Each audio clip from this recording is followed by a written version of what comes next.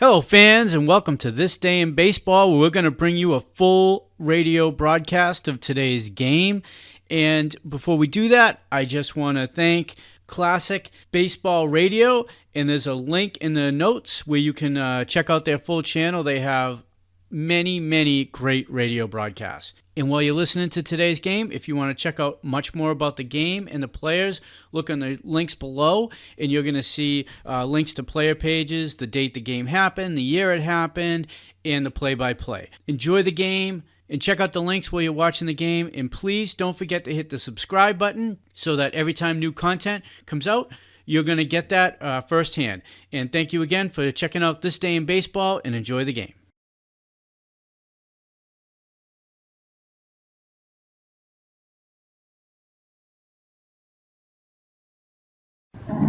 The cavalcade of sports is on the air.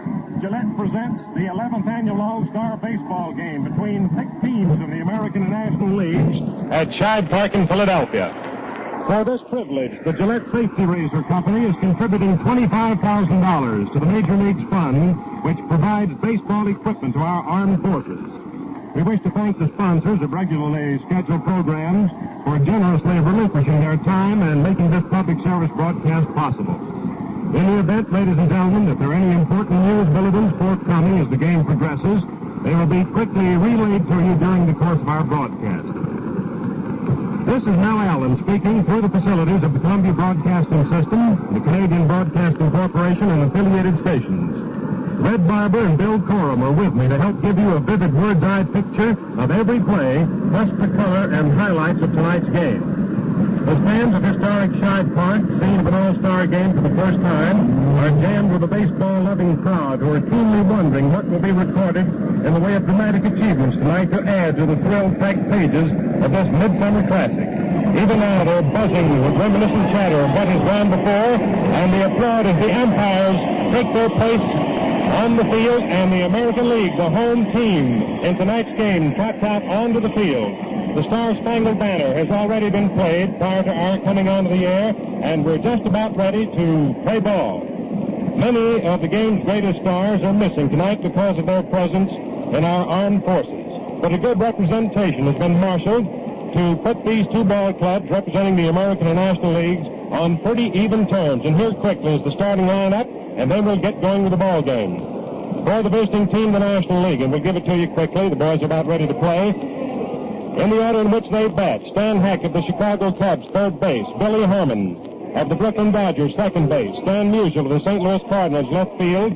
Bill Nicholson of the Chicago Cubs, right field. L.B. Fletcher of the Pittsburgh Pirates, first base. Walker Cooper of the St. Louis Cardinals, catching. Harry Walker of the St. Louis Cardinals, center field. Marty Marion of the St. Louis Cardinals, shortstop. And pitching for the National League, starting off, is Mort Cooper. For the American League, there's the throw down to second. George Case leading off, right field. Ken Keltner, Cleveland, third base. Dick Wakefield, Detroit, left field. Vern Stevens, St. Louis, shortstop. Then comes Siebert, Ladd's early. Doerr and Leonard will get to the other boys. There are the lineups very quickly. And here is a veteran of many All-Star and World Series broadcasts to tell you what's going to happen in the first 4.5 innings. The old redhead, Red Barber. Thank you, Mel. Leonard makes his first pitch to Hack, and it swung on and hit down back of second base and through into center field for a clean single. And Stanley Hack leads off the All-Star Classic, the 11th annual, hitting Leonard's first pitch ball sharply back to the middle, a solid ground single right out into center. And the first pitch is resulted in the first hit of the ball game. Stanley Hack, captain of the Chicago Cubs, leads off for the National League.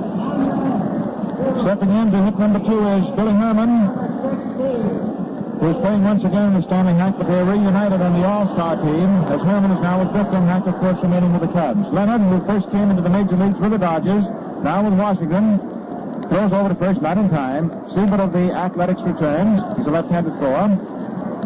Leonard, big right-hander, a knuckleballer. Herman in a crouch, right-hand hitter, and takes high inside for ball 1. The umpires, Eddie Rommel, who put in many years at Shibe Park, pitching for Connie Mack's Athletics.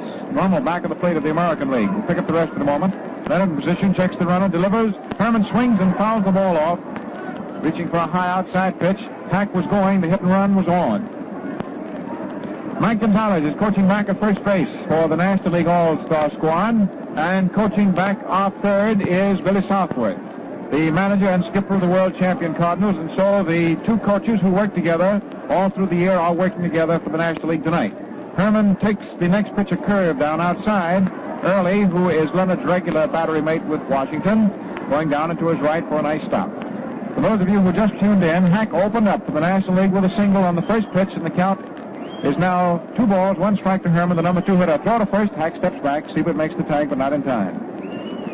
Jocko Conant of the National League staff is the first base umpire. Joe Rule of the American League staff at second. Tom Down of the National League at third. Herman swings at a bounding ball down through into left center. Hack is around second. He's coming on the third. It's a base hitter single for Herman. And the ball was hit through the spot vacated by shortstop Vern Stevens of the St. Louis Crowds. With Hack breaking for second base, that's one advantage of a hit-and-run play. Either the shortstop or the second baseman has to go into the bag and thus open up the hole. And as Hack broke for second, Stevens, the shortstop, started for the bag, and Herman pulled the ball just to the left of the mound and threw right where Stevens had been, a single into left field. Stepping in now is Stan Musial. He's playing left field. He's with the St. Louis Cardinals. The left-hand hitter standing well back in the box and swings and hits a long fly ball deep into right center. Chet lobs the center fielder under it. There's the catch, and in to score comes Stanley Hack, and Herman holds it first as the throw-in is cut off by Bobby Doerr at second. So the National League quickly goes ahead, 1-0. Stanley Hack opening up with a single. Billy Herman following with a single through the shortstop gap that was open when Hack broke for second base, and Musial's long fly to the center fielder bats in the run. Big Bill Nicholson of the Chicago Cubs stepping in. The run batted in for Musial on his first at-bat in his first All-Star game in his second year in the majors. Big Nicholson up and takes a pitch outside for ball 1.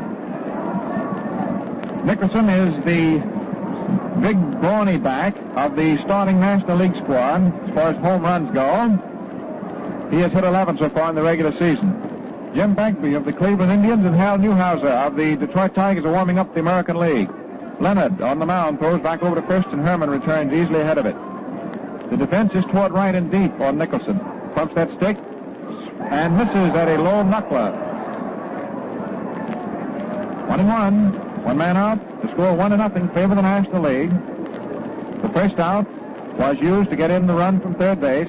Musial batting it in with a long fly ball. Leonard, the right-hander, works outside for ball 2. Fastball. 2 balls, 1 strike. It is Leonard and Early from the Washington Nationals. Starting battery for the American League. Siebert of the A's is at first base. Bobby Doerr, the Red Sox, at second. We'll check the rest in a moment. Leonard pitches. Nicholson swings and grounds the ball to first base. Siebert throws down to second. 1 out. The return back. Not in time at first base. It's a force play. First baseman Siebert taking a high bounder 2 steps inside first base, throwing down to Vern Stevens at second base. The shortstop getting credit for the put-out on the force play. Herman forced. First baseman to the shortstop. And Nicholson beats the relay back to Siebert at first base. Having on at first, scored as a force out, 2 men down, and L.B. Fletcher of the Pittsburgh Pirates stepping in. Left-hand hitter, standing right off the plate. Nicholson at first, 2 down. Fletcher takes a low outside curve. Ball 1. Stevens of the Browns is at short, and Ken Keltner, the great third baseman of the Indians, comprises the remainder of the first line for the American League starting team. It's noteworthy in that not a Yankee is starting. First time that's happened. There's a bounding ball hit slowly down towards second base. Doerr have to hurry. The throw to first is in time by a step. And Fletcher is out on a half-speed hopper down to the second baseman. Doerr on to Siebert. The outfield that started for the American League was Lobbs in center, flanked by George Case of Washington in right field. And in left field was freshman Dick Wakefield. Now for the National Leaguers, who are ahead 1-0. They're walking out to the mound, and it is the celebrated Cooper brothers, the firm of Mort, the pitcher, and Walker, the catcher. Big Mort Cooper of the Cardinals has won 11 games this year and lost 5 in his league. He's pitched 4 shutouts. He started 16 times, relieved 4 times, pitched 13 complete games, and he's beaten at least once every team in the National League. So he has demonstrated all-round sound strength. And, of course, he wishes to make a brilliant recouping of his all-star fortunes. He was the starting pitcher last year, and before he realized it, before the first inning was over, the American League had gotten the winning margin. Boudreau opened with a home run, and came a double by Henrik, and then York powered another homer, and when the game wound up 3-1, you can see what that start meant. So it is Cooper and Cooper, the battery. At first base, Fletcher of the Pirates, who came onto the squad when Frank McCormick of Cincinnati, ailing with a bad back, was unable to participate. Billy Herman is at second base. He's the top man in runs batted in for the major league so far this year with 59. At shortstop is the Octopus, Slats Marion. And at third base, Stanley Hack of the Cubs. The outfield is Nicholson of the Cubs in right. In center is Harry Walker of the Cardinals and Musial of the Cardinals in left. First up now for the American Leaguers is George Case of Washington, right-hand batter, an open stance. And he is hit on the left hip and moves down to first base, hits now the first pitch ball. Just a moment. He brought his left arm down across his left hip, and apparently he was hit just under the left elbow. Goes down there rubbing it a little bit, and he's hit by the pitch. Dana Blackburn of the Athletics is coaching at first base for the American Leaguers, and Art Fletcher, who is always MacArthur's third base coach, is at third base tonight. So on the first pitch ball, Mort Cooper put the potential tying run on at first. Case is standing off, rubbing that hand a little bit. Apparently it hit between the wrist and the elbow of his left arm. Ken Keltner up.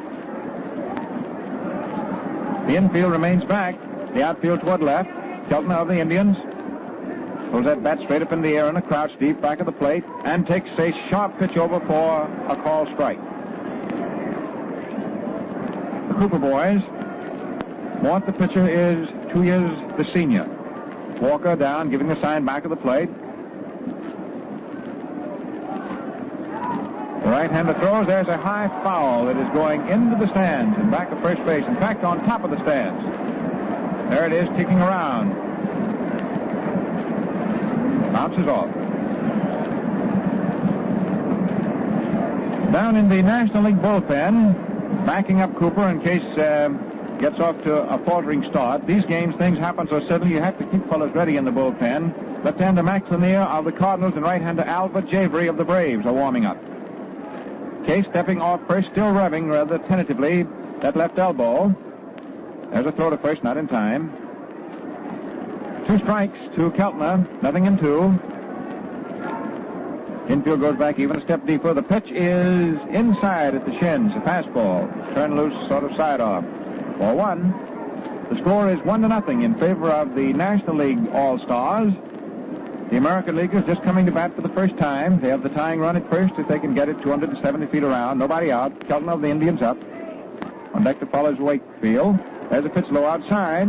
4-2, curveball. Big Mort, who likes to wear 13. Kicks a little dirt. Takes the sign from his brother.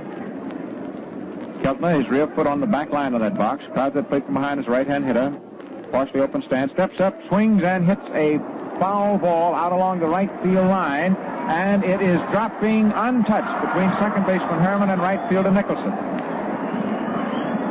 Nicholson came charging from right field, running with all he had and ran out from under his cap. Billy Herman going out from second base.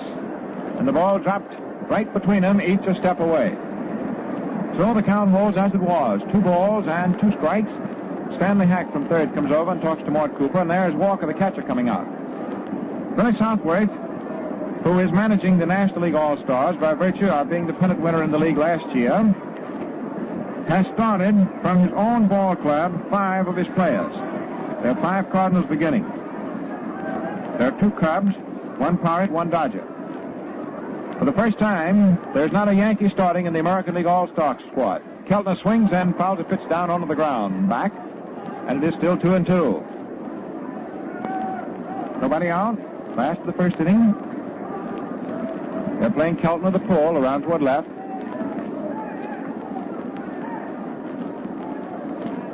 Washington has the most number of players starting in the American League squad. The Nationals and the Senators, they're called both with equal facility. 3 men beginning. St. Louis Browns have 2. Big Cooper in position, works. Keltner swings and misses for strike 3. And that fork ball got him.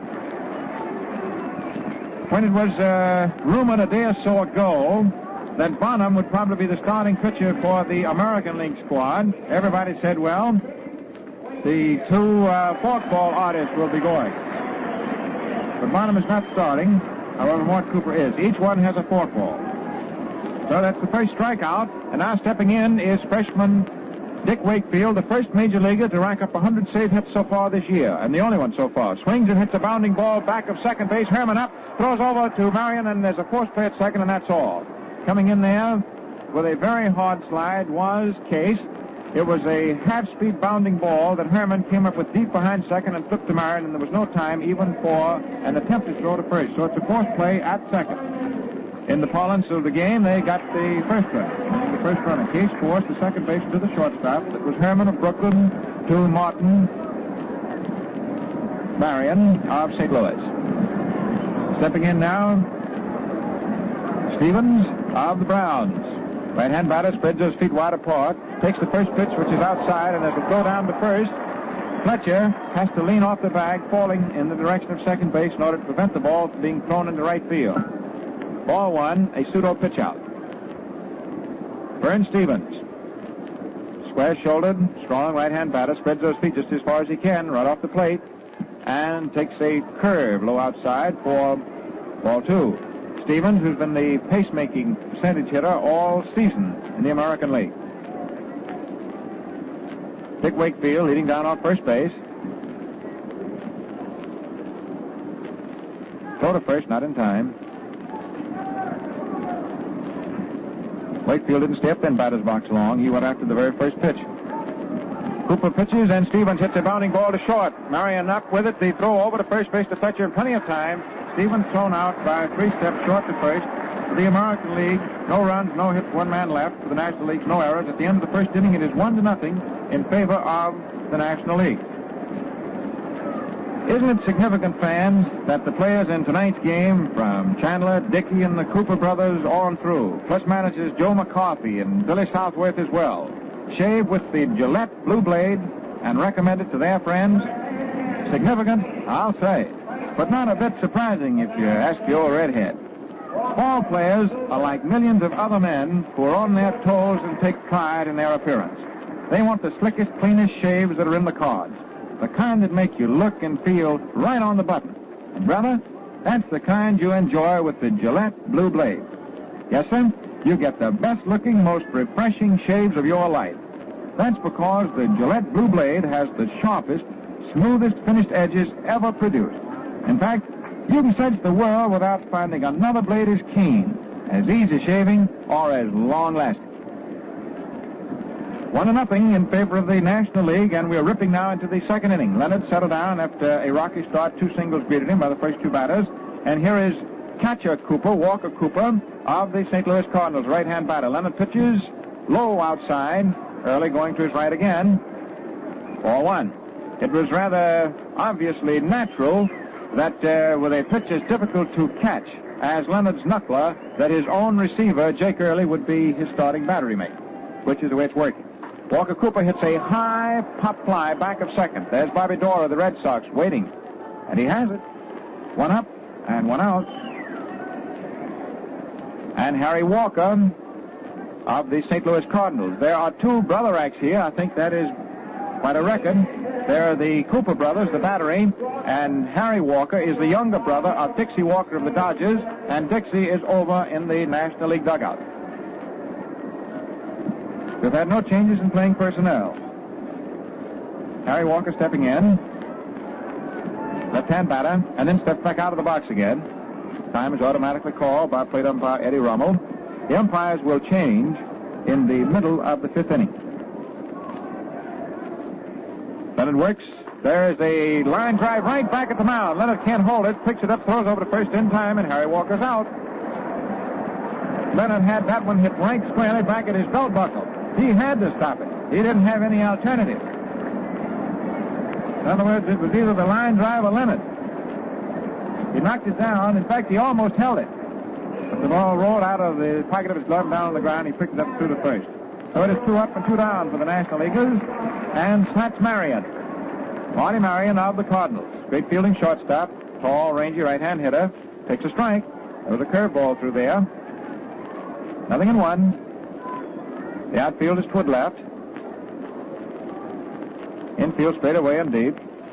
Marion takes low outside. Ball 1. Leonard likes to get ahead of batters and then make them hit that knuckler if he can. That's the way most knuckleball pitchers like to work. Right-hander delivers. There's a knuckler that swung on and hit back past the mound to short. Stevens juggles it. By the time he picks it up, he cannot even throw. And we'll wait the judgment of the official scorer as to how that is to be scored. Safely on at first base is Marty Marion, the shortstop for the National Leaguers. We haven't heard from the official scorer as yet. Mort Cooper stepping in, right-handed hitter, and he is an excellent hitter among pitchers. 2 men out. The score 1-0 favor the National League.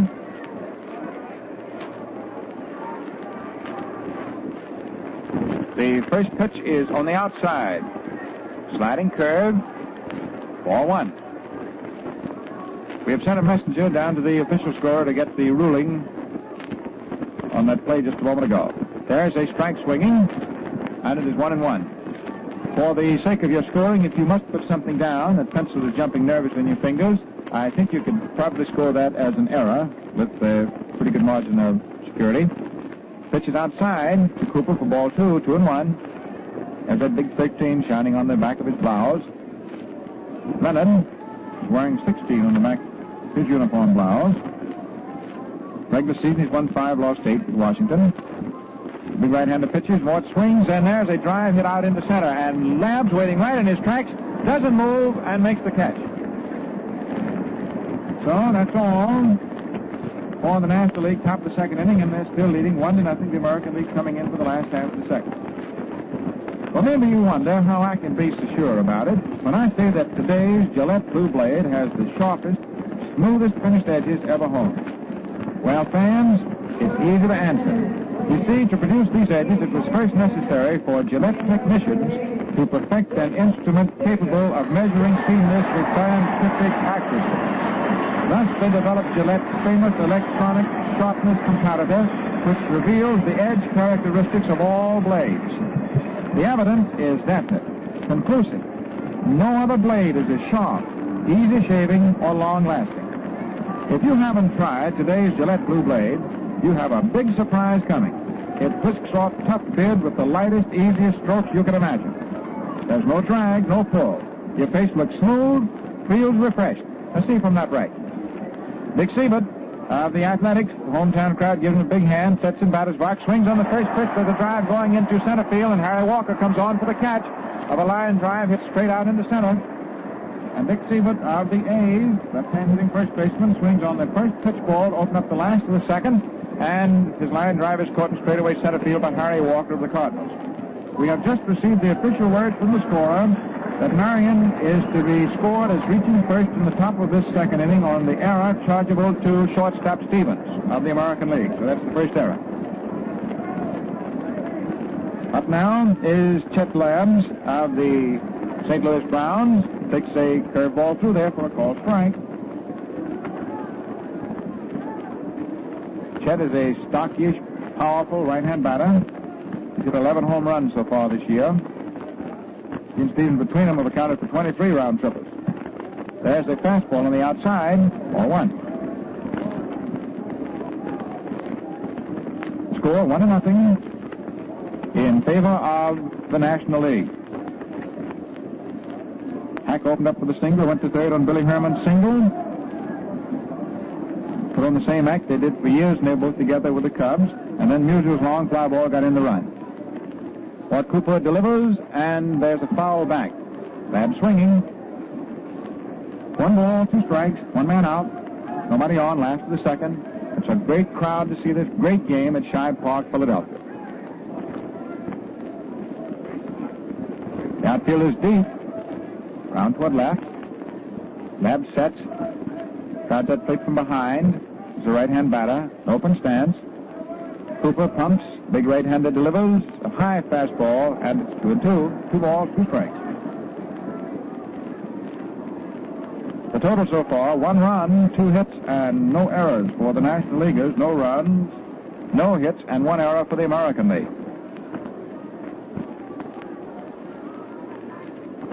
Cooper of the Cardinals delivers. Labs of the Browns takes on the outside, and it's a full count for the first time in the ballgame. 3-2. Right-handed pitcher, right-hand hitter. The lights shine brilliantly down. This is the first of the 11 All-Star games to ever be played as a night game. Cooper pumps twice. Goes up high. Comes down high inside for ball 4, and the first base on balls is given up. Down to first base, cuts Chet Labs, and once again the American League puts the tying run on at first base. Jake Early of Washington, Leonard, starting battery mate for catcher, left-hand hitter, sets himself. He sort of crowds that plate from behind. He's a left-hand batter. They play him to pull slightly around toward right. The National League infield moves up a couple of steps except for Herman at second, who remains back. Early swings and misses. Cooper sliced that one in there. And then his brother promptly winged the throw down to first to Fletcher. Not in time. Labs the Browns back. First base coach is Lena Blackburn of the Athletics. Pushing at third is Art Fletcher of the Yankees. Joe McCarthy, of course, is managing the American League squad. Early sets in and takes a pitch that is low and outside. Ball 1. 1 ball, 1 strike. And McCarthy dressed for this ball game. He dressed, of course, in the Athletics clubhouse, which is the home clubhouse at Shibe Park. And McCarthy said it's the first time he's been in that Athletics clubhouse since 1929, when he went in there to congratulate Mr. Connie Mack. Early takes a pitch just outside, fastball. 2 balls, 1 strike. So that's a long time, you might say, between visits to one clubhouse. In other words, Joe has been coming to this ballpark any number of times every year, but he's always used the visitors' clubhouse.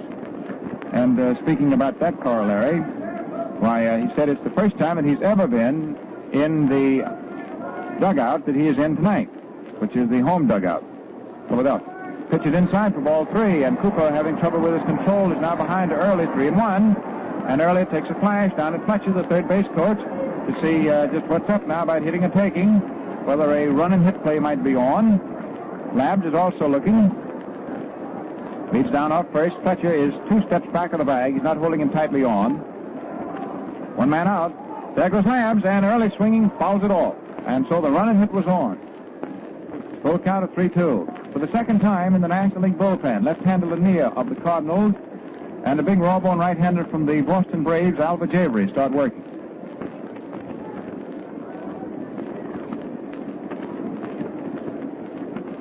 To show the closeness of the present great situation, last afternoon late, a call came that Howard Paulette could not be here, but would have to report to the Army immediately.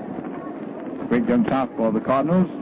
Pitched 5 shutouts this year, and his last 3 games were shutouts. His place was taken on the squad by Ace Adams, who previously had been nominated as the batting practice pitcher. Johnny Whittick of the Giants was then brought on to be the batting practice pitcher. Now Cooper ready to pitch 3-2. There goes Labs, and Early takes ball 4 on the outside, and 2 successive walks. Now the American Leaguers have their best threat going. They have a runner at second base in scoring position if a base hit is forthcoming. Here's Billy Herman walking in from second now to talk to Mort Cooper. Stanley Hack cuts over from third. Forgotten are all the league rivalries, which are indeed strong and strenuous here this evening under the lights at Shibe Park, as these players band together league against league. Now stepping in is Bobby Doerr, great second baseman of the Boston Red Sox, right-hand batter, very much an open stance. Sets that bat high above his right ear. Takes the first pitch in there for a strike. Call strike. Labs of the Browns leading down off second base. Early of Washington off first. 2 straight walks. Score 1-0. The National League and the American League putting on their best threat. 1 man out. Last of the second inning. Big Cooper in position. Delivers. Doerr swings. There's a fly ball going way back into left field. Back goes Musial. Leaps. He can't get it. It's in for a home run.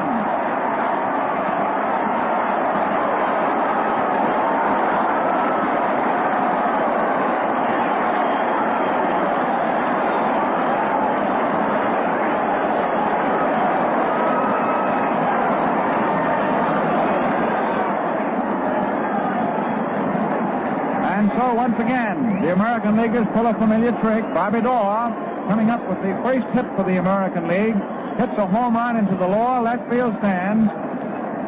And it is 3-1 in favor of the American Leaguers. That is their first hit.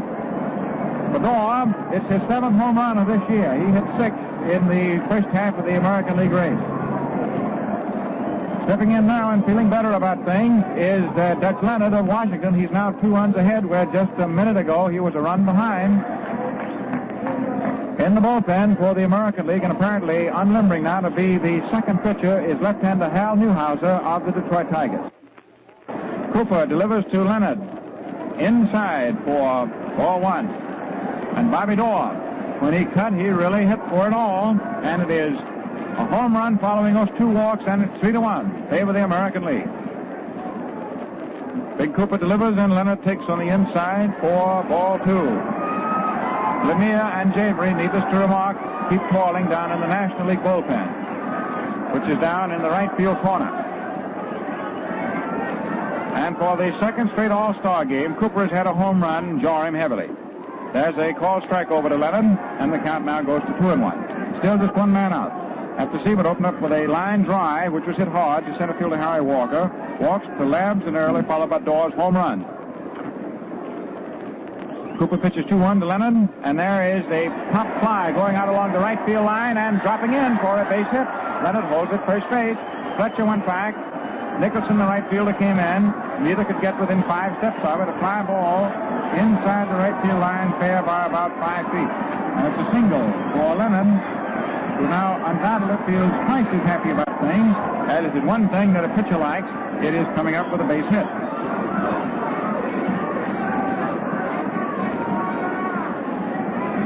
At the top of the order now, George Case coming up for his second at-bat. Playing right field tonight, lead outfielder of the Washington club, right-hand hitter, who on the first pitch ball to an American League batter, Case found it hitting up against his left elbow. Cooper delivers, and Case takes a strike.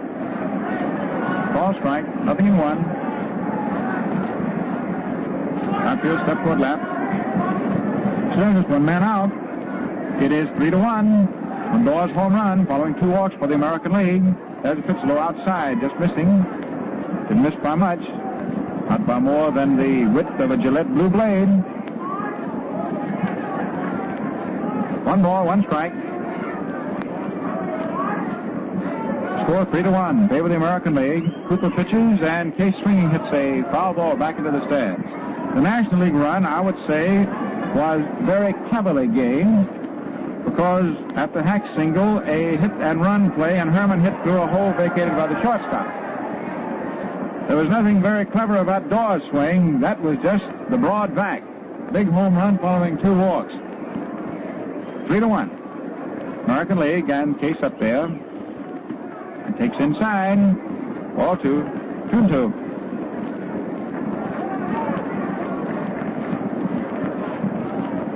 Last half of the second inning. Still 1 man out. Run at first base. Pitcher Leonard of Washington dropped a single inside the right field line. Case swinging and hits a foul ball into the stands behind the National League dugout, which is on the first base side. The applause there is for the catch by the spectator.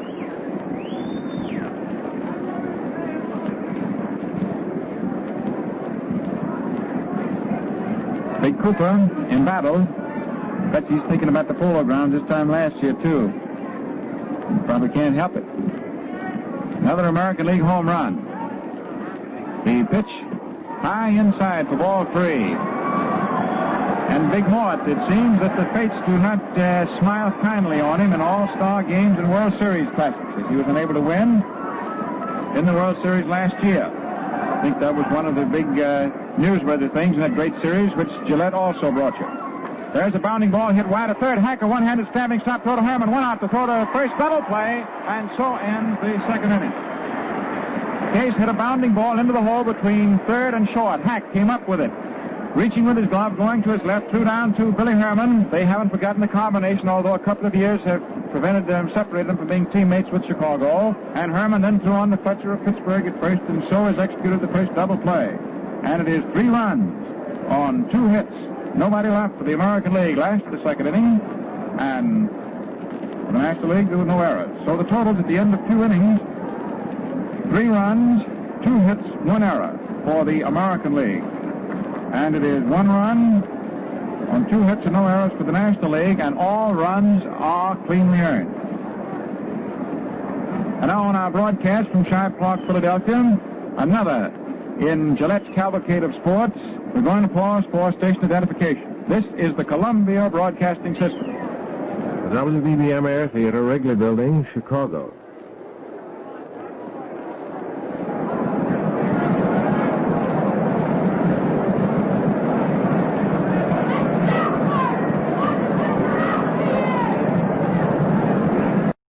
And now we're going into the third inning of this game. It's true of baseball. You can never tell what will ever happen in any ball game, and particularly true of these all-star classics.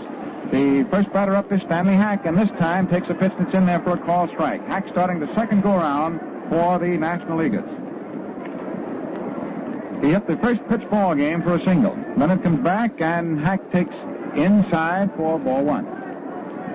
Johnny Vandermeer now begins throwing a solo working figure in the National League bullpen. Vandermeer, the double no-hit kid of the Cincinnati Reds. Apparently he'll be the second pitcher for the National League. Hack swinging, hits a fly ball out toward the left field corner. Wakefield goes over, and he grabs it just a step in fair ground. Tom Dunn, who is the umpire at third, goes out and waves into the fair ground that the catch is registered as a fair ball. For those of you who like to know those technical details, it was caught right along the left field line. A put out for Dick Wakefield of the Detroit Tigers, and now stepping in is Billy Herman, who is 1 for 1. Singled Hack around to third base in the first inning. Right-hand batter. Bill swings and hits the ball along the right field line, foul by a yard. A low line drive that sliced wide. Vandermeer turned around and scooped up the ball down in that right field corner in the bullpen where he's working, and tossed it out. So let's set the American League team for you. It's the same team that began. We've had no changes in playing personnel so far this evening. It is Leonard and Early of Washington as the battery. Here's Billy Herman up and taking a pitch outside and high for ball 1. The infield is Siebert of the A's, Doerr of the Red Sox, Stevens of the Browns, and Keltner of the Indians. The outfield is Wakefield of the Tigers, Labs of the Browns in center, and in right field, Case of Washington. Here's Leonard, big right-handed, delivering.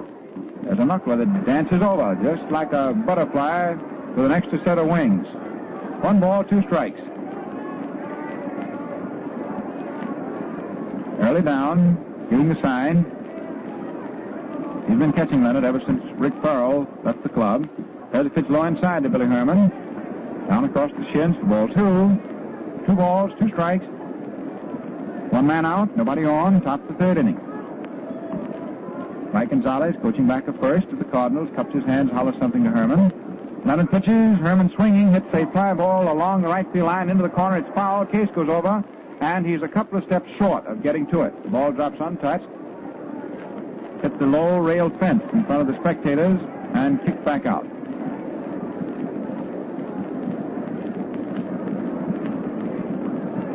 The count staying 2-2. American League ahead, 3-1. Leonard delivers. Herman swinging, hits a high pop fly down by third. There's Keltner under it, waiting, and he squeezes it for the out, and it is 2 up and 2 down. And after Leonard gave up singles to the first 2 batters, he's had the situation well under control. 2 up, 2 down, top of the third. And here's Stan Musial, whose long fly ball in the first inning got in Hack from third base after the catch. Musial, a sophomore, great hitter, left-hand batter, takes a pitch low, ball 1. Musial is playing left field tonight, and he has been playing right field regularly since the season was well underway for his ball club, the Cardinals. Swings and hits a bounding ball down by second base. There's Doerr up. The underhand snap throw is in time by a step and a half to Siebert at first base, and it is nothing across for the National League. In the top of the third, the last out was affected, second to first. The score is 3-1 American Leaguers, and that ends the first half of the third inning. If you're one of those men who finds shaving a tough, disagreeable chore, why not go about it the quick, pleasant way for a change? Prepare your beard with Gillette shaving cream, lather or brushless, and ease it off smooth as velvet with a Gillette Blue Blade. Now that's shaving the all Gillette way, the slickest, most refreshing way by far. Gillette shaving cream is an exceptionally fast-acting beard softener because it holds abundant moisture and keeps every whisker saturated all the while you're shaving. What's more, it's rich and full-bodied so that it sets your stubble up and lubricates the blade. See if I'm not giving you the real lowdown on utmost shaving ease and speed. Ask your dealer for Gillette shaving cream. First up for the American League, last of the third inning, is Ken Keltner, the Indians' right-hand batter. Swings and hits a fly ball out toward right center. It is going through, and there's Harry Walker stumbling for the moment. Keltner goes on for second and makes it standing. It is a two-bagger for Keltner. On the first pitch ball after the third, Keltner, who was struck out in the first inning, the sole strikeout victim so far, comes back with a double into center field, slightly on the right field side of the center fielder. This is hit number 3 of Mort Cooper of the Cardinals. The first hit was a home run by Bobby Doerr last inning following 2 walks. Here now is Dick Wakefield. Has more hits than any other major leaguer this year, and this is his first year in the majors. Takes a pitch high up inside. He straightens away from it for ball 1. You remember Teddy Williams? Well, he reminds you a great deal. Both as the way he's built, tall, powerful, raw-boned fella, pulls that stick well back, and steps up there and strides, and then takes a pitch to his low end side for ball 2, and Cooper's behind 2-0. For a first-year man, Wakefield led all of them to the barrier among batters of being the first to break that 100. 100 hits so far this year. He has 102 all told. At second base is Keltner. There's a pitch over for a strike at the outside. 2 balls, 1 strike. Wakefield takes a look, see if the initiative is returned to him, but hitting and taking. Hack is a step wide at third base, the outfield deep, a couple steps toward right.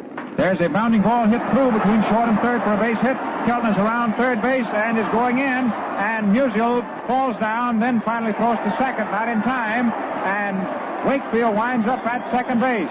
Keltner scores easily.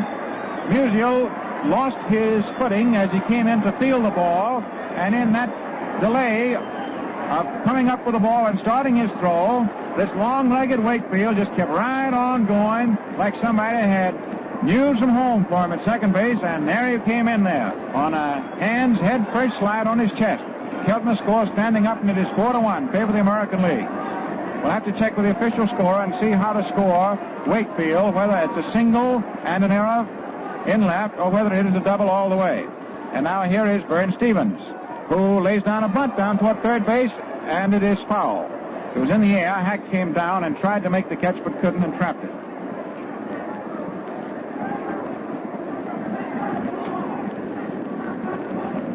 As soon as we receive word from the official scorer as to how that is technically scored, well, we'll let you know. However, actually, the gentleman in question is right there at second base. The whole front of his white uniform now is smeared after that chest slide. It's all right with him. Stevens set, bunts down toward first base. It is fair. On to third, moves the runner. The throw goes to first in time. Touch of the first baseman backing up and taking Mort Cooper's throw. It's a sacrifice. That's the first sacrifice of the game. Stevens is out. 1-3 for scoring. The pitcher to the first baseman. And down to third base moves Keltner. And we've just received word that Wakefield is to be scored a double to left field. Gives him a hit and a run batted in, and Keltner, of course, scores on the double. And now manager Southworth of the Cardinals is out there talking to Cooper. Vandermeer is working down in the National League bullpen. He's ready if Southworth wants him, and Vandermeer is to be brought in. Southworth nods to Jocko Conlon, the first base umpire, and he goes trotting down into the right field bullpen. And Johnny Vandermeer, the only major league pitcher to pitch 2 successive no-hit games, now comes trudging in from the bullpen. It's a long walk from the bullpen, and of course the longest walk in baseball is the one that Mort Cooper is now beginning from the mound into his dugout and on the way to the showers. The score is now 4-1 in favor of the American League, with one man out last of the third inning and a runner on at third base. Dick Wakefield. Siebert of the Athletics, the left-hand hitting first baseman, standing around in batter's box. We'll wait and see if Joe McCarthy, who is the skipper for the American League Stars, wishes to make any change with the left-hander being brought in, Johnny Vandermeer. Vandermeer, who, as they say, is one of the quickest pitchers in the business. He can really throw that pelota. Vandermeer and Mort Cooper having a little conference there in front of the mound, checking on their signs. That's one thing that I think a lot of people seem to miss on occasion, is the great necessity for a real clubhouse meeting before these all-star games, because here you have fellows from 8 different clubs in each clubhouse, and so, of course, an entire set of signs have to be worked out. Signs from coaches, hit-run signs, take signs, hit signs, bunt signs, field signs, and, of course, an entire new set of signs has to be worked out between the catchers and the pitchers. And now, Joe McCarthy changes, and Siebert goes out, and Rudy York of the Detroit Tigers stepping in. Big, strong, redoubtable right-handed batter who put the lid on it and accounted for the winning 2 runs with his first inning homer with Henrik on after a double in the very first inning at the Polo Grounds last year. York, a right-hand batter, coming on. He'll hit for Siebert and will probably remain and play first base. Here in the last of the third. So Siebert hit a line drive which is caught in center field, swinging on the first pitch ball in the second, fielded first base flawlessly, and he is out. And Mort Cooper, after 2 1/3 innings, is now in the clubhouse, and Johnny Vandermeer is on the mound. Vandermeer of the Cincinnati Reds. Johnny takes a sign. Rudy York standing to one side.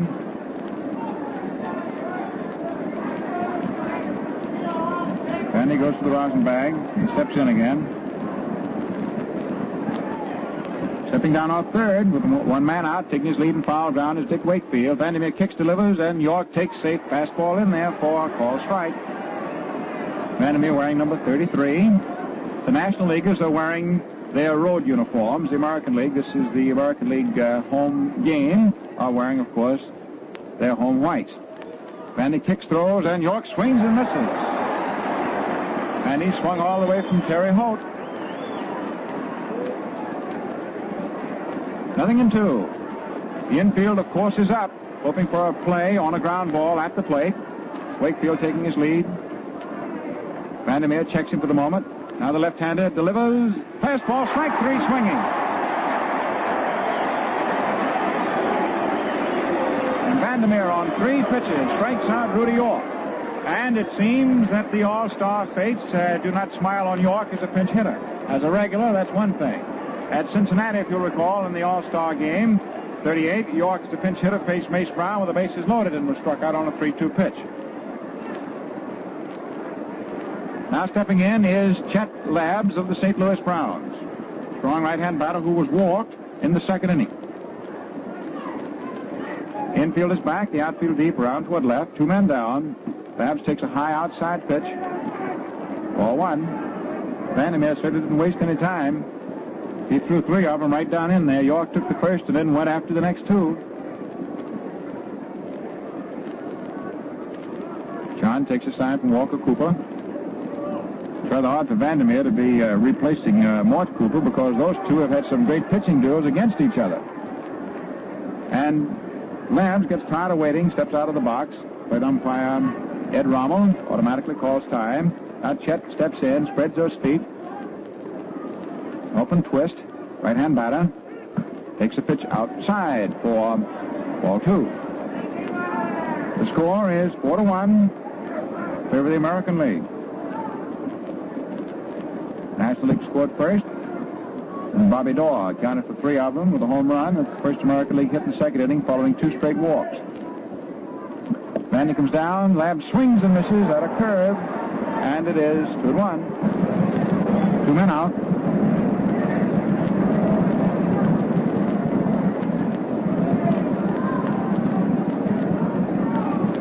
Vandermeer never in any hurry, especially when he has a runner in the spot like Wakefield is, leading off third.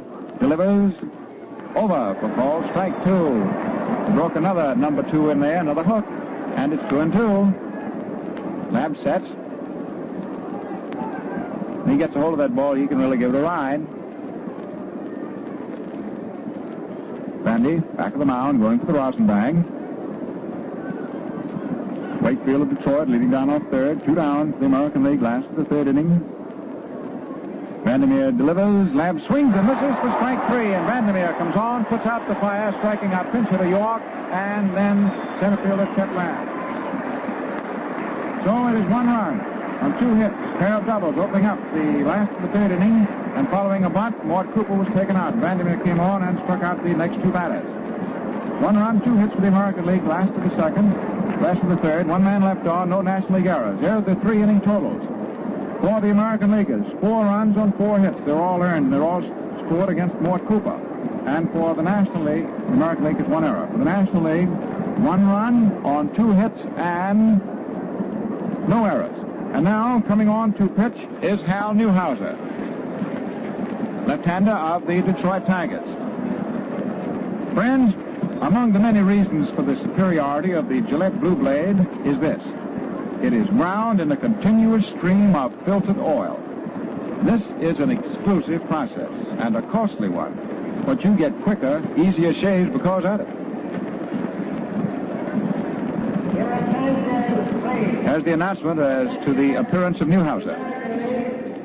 Number 16, Newhauser. Number 4, Rudy York. The announcement is made that Rudy York will remain in the game playing at first, and some of the fans sort of kidded him a little bit about walking up there and having Vandy strike him out. Hal Newhauser getting ready to bend to his task, and first up for the National League is Nicholson. Southworth is not bringing his left-hand batter back. Nicholson takes a fastball low for ball 1. Newhauser can really fire that rock, as the boys say. Has the most impressive total of strikeouts this year. With Detroit so far, Hal has won 7 and lost 6. Pitched 9 complete games out of 12 starts. Nicholson takes a fastball just above the knees. Left-hand hitter, left-hand pitcher. The count is now 1 ball and 1 strike. The last pitch to strike. Newhauser comes down. Nicholson swings. There's a long fly, which is going to left center. And Wakefield is over. Labs is under, and it is Chet Labs for the catch. Both Wakefield and Labs signal he'll take it. But one of the fundamental rules in baseball is that the center fielder catches everything he can get his hands on. In other words, if there's a doubt in authority between 2 of them, it's up to the center fielder to go ahead and make the catch, and everything worked out. So Nicholson flies out. Center fielder Chet Labs of the Browns, and L.B. Fletcher of Pittsburgh up and takes a pitch low outside a curveball. Fletcher, left-hand hitter. Manager Southworth is not pulling back these 2 left-hand batters to open up the 4th inning against left-hander Newhauser. The throw, an overhand fastball over for a called strike.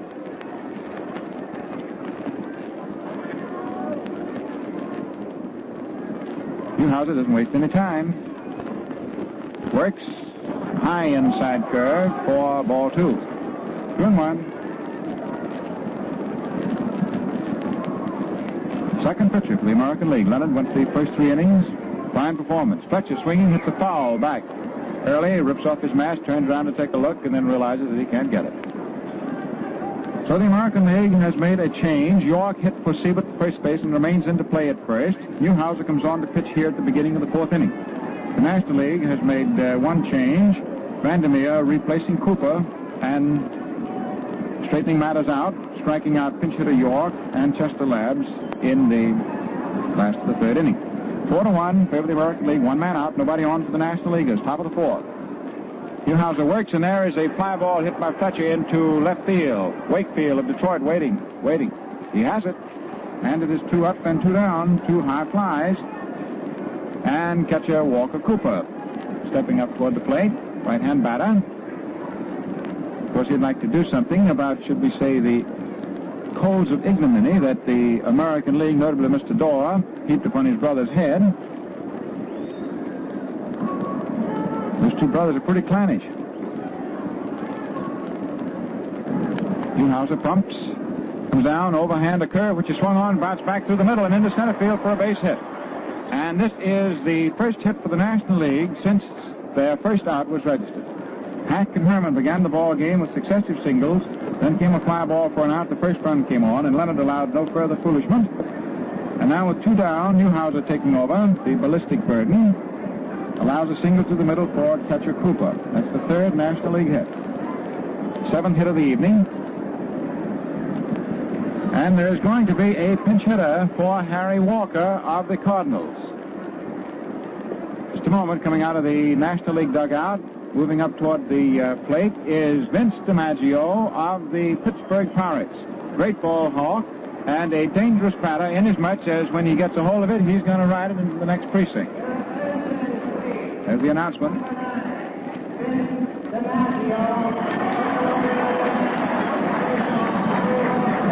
Vince DiMaggio stepping in, one of the magic names of baseball, and he is the only one of the remaining 3 outfielding brothers who is still in baseball this year. 2 men down. Vince up, swings and hits a drive over third into left field for a pinch hit single. Holding up at second base is catcher Cooper. Wakefield takes on one big bounce, throws into third, and shortstop Stevens goes out and cuts it off. DiMaggio hitting for Harry Walker, and he may remain unsettled. We'll have to wait a half an inning to check that. Promptly unloads a single into center field. So the DiMaggios are still hitting. With 2 men down, singles by Walker, Cooper, and Vince DiMaggio.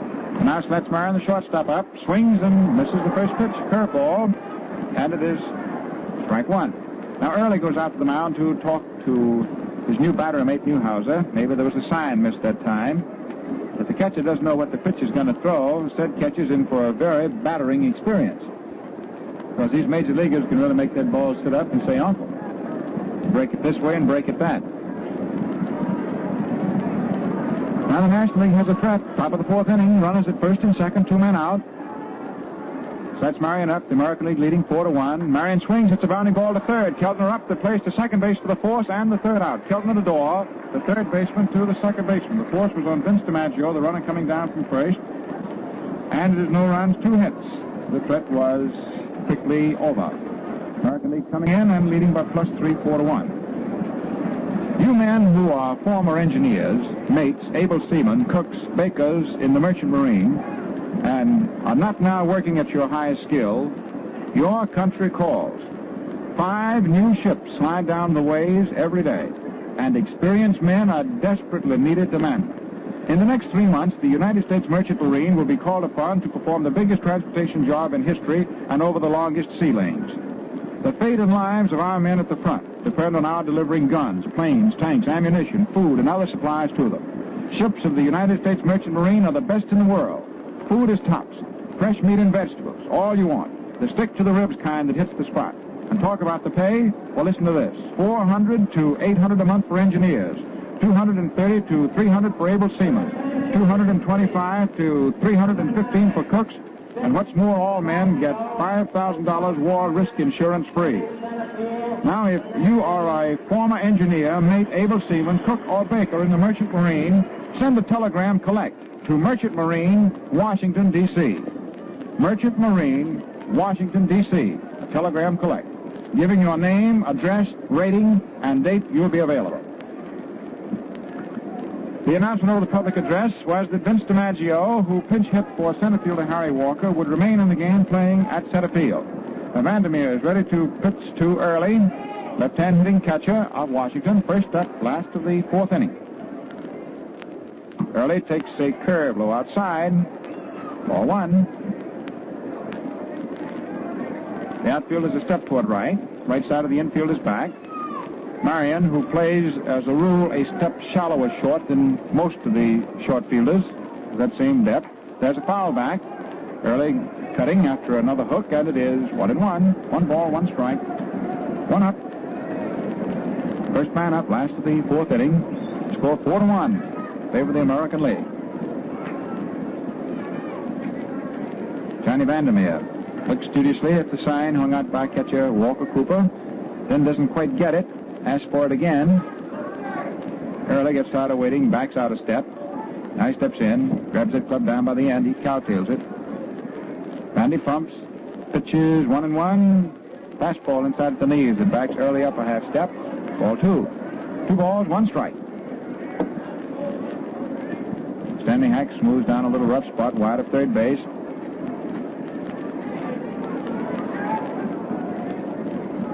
Sandy pumps once, pumps twice.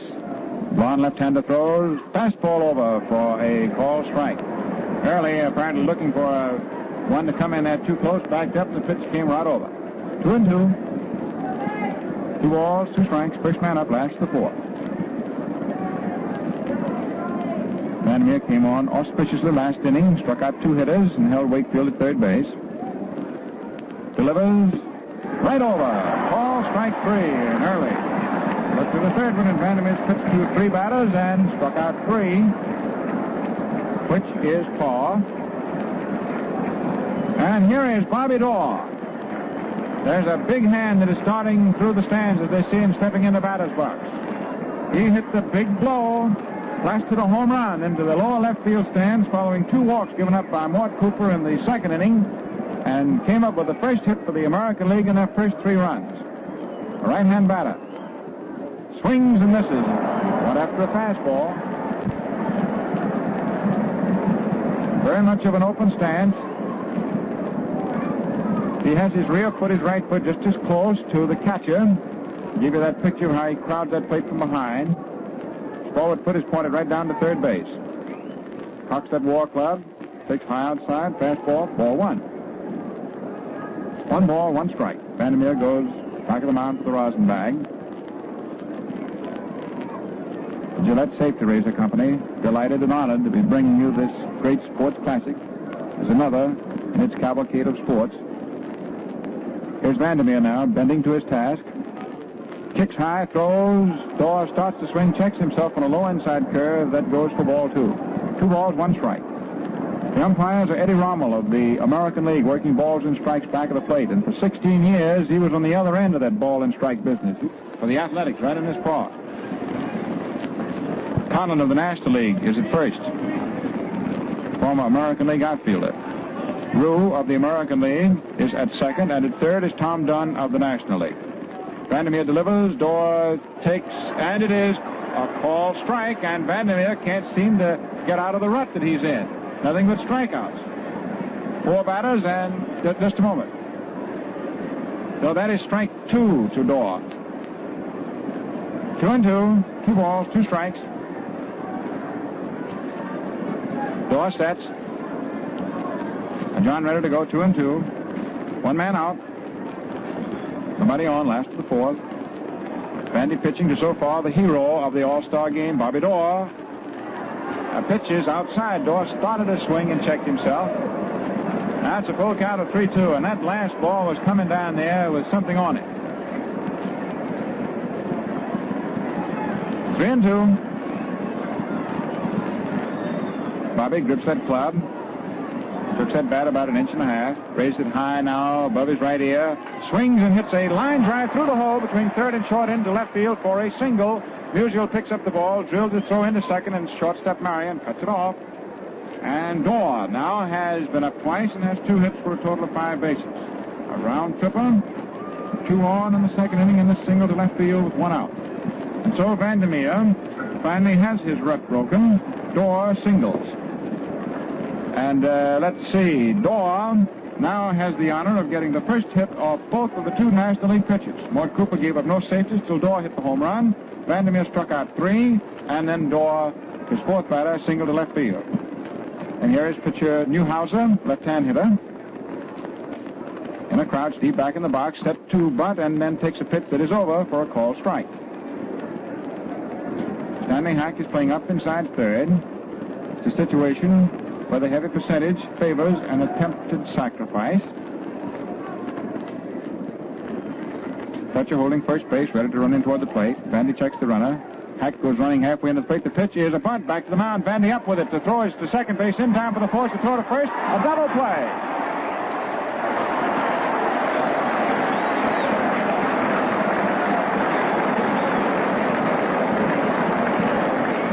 On an attempted sacrifice, the bunt was back to the mound, and Vandermeer was up with the ball, drilled its throw back to shortstop Marion.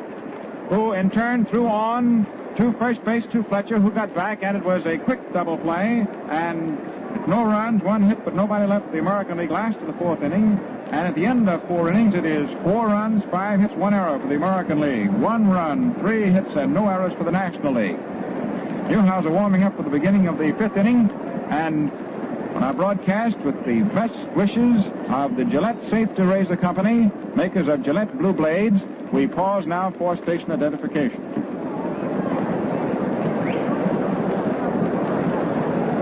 WBBM Air Theater, Wrigley Building, Chicago. This is the Columbia Broadcasting System. WBBM, Chicago.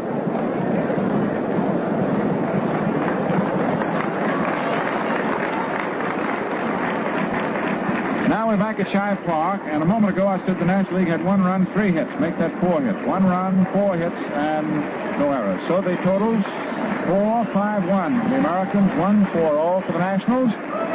And a big hand is given Johnny Vandermeer as he steps in for the role of the first hitter in the 5th inning. Johnny, a right-hand batter, used to be a switch hitter. Newhauser delivers and Vandermeer takes low. Out in front of the shoe toes, 4-1. Newhauser, second American League pitcher.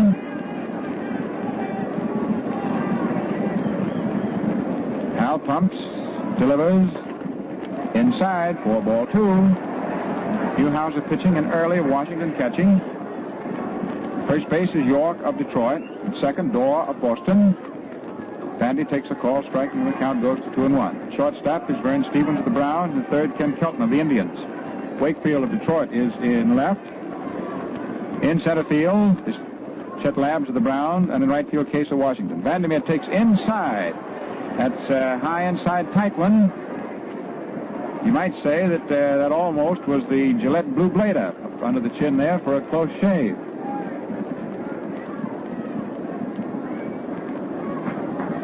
The throw is over for a strike, and it's a full count of 3-2.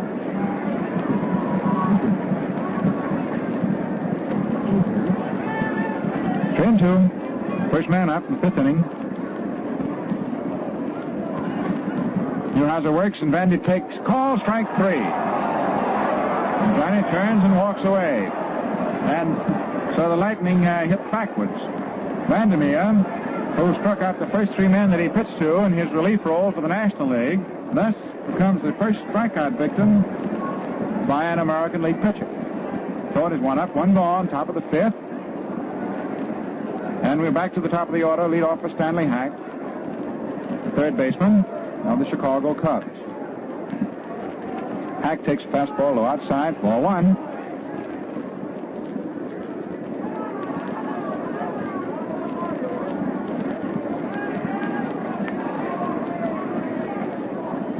The throw is low, ball 2. And 2 double plays so far in the ball game, both by the National League. That last double play was a beauty. The pitcher back to the shortstop covering, and on that bunt play, for the first baseman going in, the second baseman was naturally over to take the bag. So that was Vandermeer to Marion to Herman. Newhauser behind 2-0 delivers high inside, up on the letters for ball 3. Hack moving around in the box, trying to disconcert the young Detroit left-hander in his aim. 3-0. The pitch is a call strike. Made right through.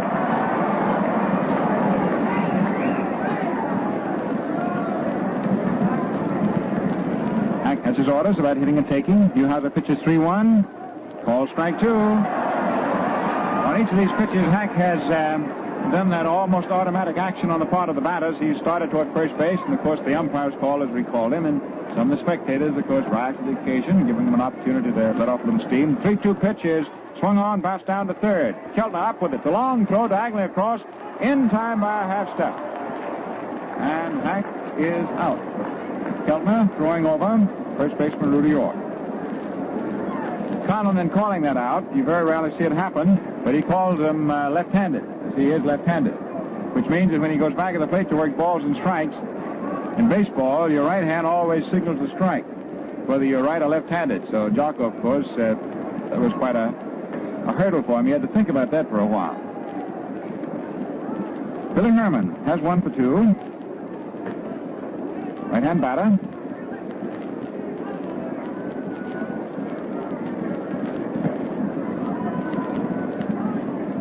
Swings on the first pitch. There's a bounding ball going down to short. Stevens up. The throw to first in plenty of time. York roving it in with one hand. And there's nothing across for the National League in the top of the 5th inning. So the totals remain as they were at the end of the 4th. For the American League, 4 runs, 5 hits, and 1 error. For the National League, 1 run, 4 hits, and no errors. Well, this is the old redhead who has been very privileged to be on the first half of this 11th annual All-Star Game broadcast. Now, with a great deal of pride, Mel Allen of New York, a sidekick on Gillette's broadcast last year of that great World Series between the Cardinals and the Yankees. Here's Mel, who opened the broadcast this evening at 8:55. Been looking on, watching the first half of the ball game. Bring him in for his observations so far and for his accurate and colorful accounting of the rest of the 11th annual Dream Game, as they call it. And this certainly seems to be that one, especially now that it's the first one played under the lights at night. Mel, here you are. Thank you very much, Red. Hello once again, everybody. As we get ready to go in the last half of the 5th inning with the American League leading 4-1, we have a shift in the umpires, which is customary in an all-star game. Back to the plate now is Tom Dunn of the National League. At first base is Joe Rue of the American League. At second base is Jocko Conlon of the National League. And Eddie Rommel, who has been back to the plate up to this point, moves down to take third base. The announcement coming over the public address system just now, as you hear in the background, is to that effect about the change in the umpires. As we come into the last half of the 5th inning with the American League leading 4-1, Johnny Vandermeer on the mound for the National Leaguers. It's George Case of the Washington Senators leading off for the American League. He's the leadoff man in the lineup. He'll be followed by Ken Keltner and then Dick Wakefield. George Case bats him right-handed. He's been up twice, hit by a pitched ball once, hit into a double play his other appearance. The first pitch, the right-handed hitter swung on, so bouncer out in front of the plate down the third baseline, but he goes foul. Strike 1. The fleet-footed George was really picking him up and laying him down, going down toward first base. The National League infield whips the ball around. It's Stan Hack at third, Marty Marin at short, Billy Herman at second, L.B. Fletcher still at first base, Walker Cooper doing the catching, and Johnny Vandermeer, who relieved Mort Cooper in the 3rd inning with 1 out, man on third, and struck out the next 2 hitters. York and Lads is doing the pitching. No balls, 1 strike on George Case, the outfield over toward left. Vandermeer looks in to get the sign from Walker Cooper. All set to go. Goes into his windup. In comes the pitch to George Case. It's very high, fastball for ball 1. 1-1 the count. The National League, for the benefit of those of you who tuned in late, got off to a 1-run lead in the 1st inning. Bobby Doerr's homer in the last of the 2nd with 2 men aboard changed the aspect for quite a while. In comes the next pitch to George Case. He takes it. It's up high for ball 2. He slid his hands up on the bat as if he was going to try to bunt, which brought Stan Hack running in from third. Hack is not playing in on the grass. However, he's not playing too deep at third. He's in position to come in on a bunt should George attempt to lay one down. 2 balls, 1 strike. Vandermeer set. Case digs into the plate, cocks the bat up over his right shoulder. The pitch is high outside for ball 3. It's a 3-1 count on Case. He steps out of the batter's box just for a moment, takes a look at Art Fletcher, coaching at third base for the American League, for the hitter take sign on this next pitch. Laner Blackburn, coach of the Philadelphia Athletics, is coaching at first base for Joe McCarthy. Vandermeer all set to come in with a 3-1 pitch to George Case. He's into his windup. Here's his pitch. Case takes it, and it's up high for ball 4, and he walks.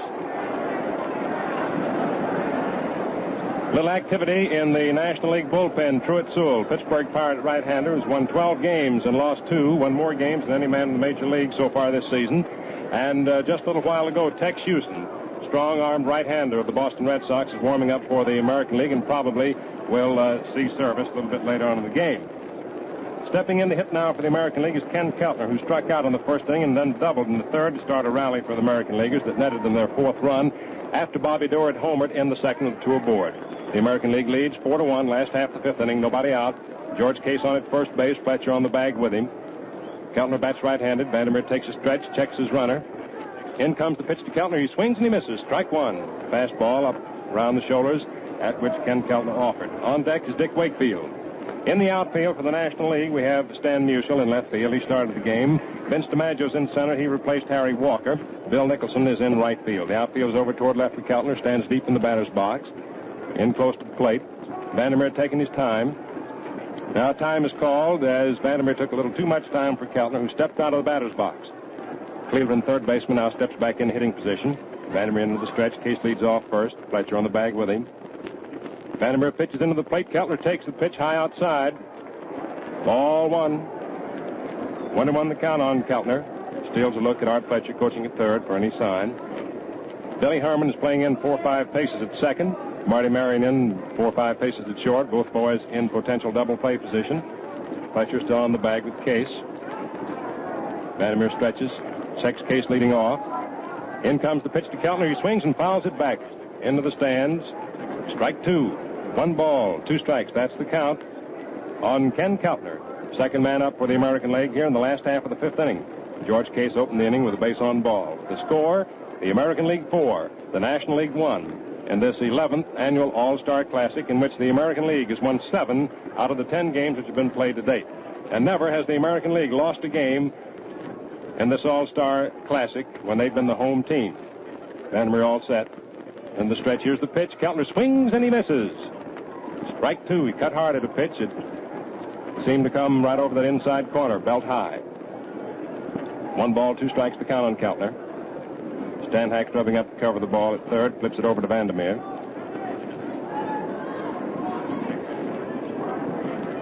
Walker Cooper into the crouch, back to the plate, giving the sign to Johnny. Vandy all set to go into the stretch. There's Case leading off first. Vandermeer taking his time. In comes the pitch. Swung on and missed for strike 3.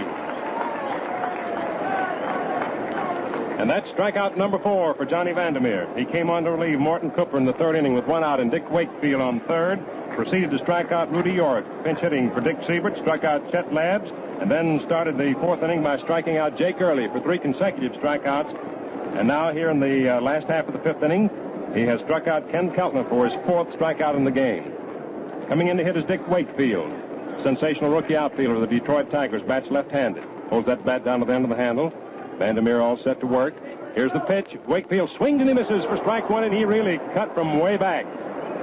He cut viciously at that pitch. You can hear the rumble rolling around the stands. They got quite a kick out of the way this youngster cut at that ball. The Detroit Tigers' $52,000 beauty, making quite a name for himself in his freshman year in the major leagues. 1 out. Case on it first. He takes his lead. Vandermeer ready to work on the hitter. Wakefield set at the plate. In comes the pitch to Dick. He swings and he misses. Strike 2.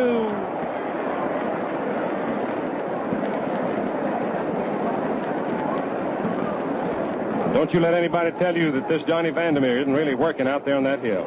He's pitching cleverly. You know, he got credit for winning one previous All-Star game for the National League a few years back. Vandy all set. Checks Case. Case has a big lead off first. In comes the pitch. A swing on and miss for strike 3.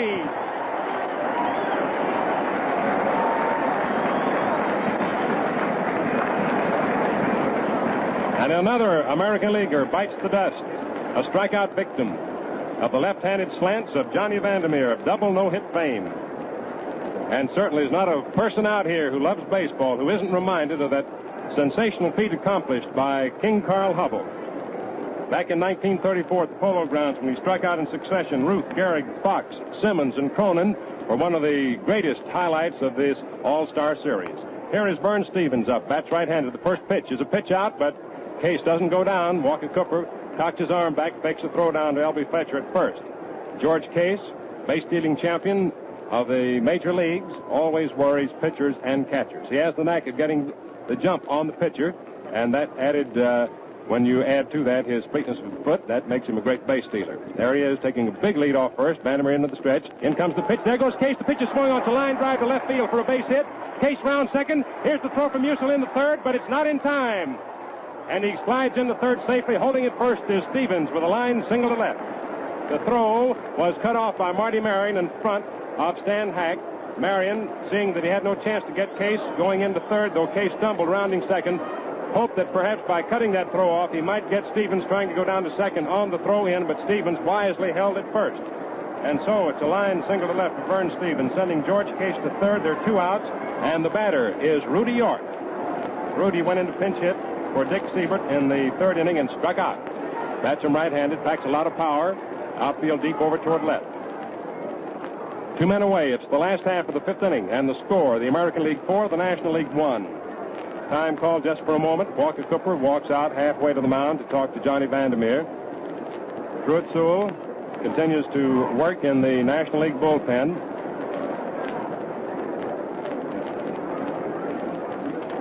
Babe Dahlgren of the Philadelphia Phils and Augie Glenn of the Brooklyn Dodgers have gone out in the National League bullpen to loosen up. They may go into the ball game. Ready to resume action now. Vern Stevens is on first base. George Case is on third base. There are 2 outs, and the batter is Rudy York. The score, the American League 4, the National League 1. It's the last half of the 5th inning. Walker Cooper in the crouch giving the sign to Johnny Vandermeer. Johnny takes a lot of time. He's in no hurry. Just as he starts to take his stretch to pitch, Rudy York steps out of the batter's box. Time is called by plate umpire Tommy Dunn. Now all hands are set. Vandermeer into the stretch. Runners take their leads. Here's the pitch to York, and he takes one a little bit outside. Curveball. Didn't quite get over. Ball 1. Vandy trying to work very carefully on Rudy. Quite a slugger when he gets hold of one. Billy Harmon is playing way over near second base. In possession, move in back of the bag for any ball that might be hit in that direction. Vandermeer all set to work. Checks his runners. Here's the pitch. York takes one way up high. Ball 2. 2 balls, no strikes. 2 outs, 2 men on. 4-1, favor of the American League. Last half of the 5th inning. Case has a big lead off third. Stevens has a short lead off first. Fletcher's on the bag with him. Vandermeer pitches to York. Takes another one up high. Ball 3. 3-0 the count. On the American League's big first baseman, Rudy York of the Detroit Tigers. Vandermeer doesn't want to give Rudy anything too good to hit at, working very carefully on it. 3-0 the count. Vandy steps off the hill. Time call for a moment. He hollers something into the plate to Walker Cooper. Vandy still gazing into the plate. And now York steps out of the box. Time is called. Vandermeer and Cooper having just a slight bit of difficulty getting together. Now York moves back in hitting position.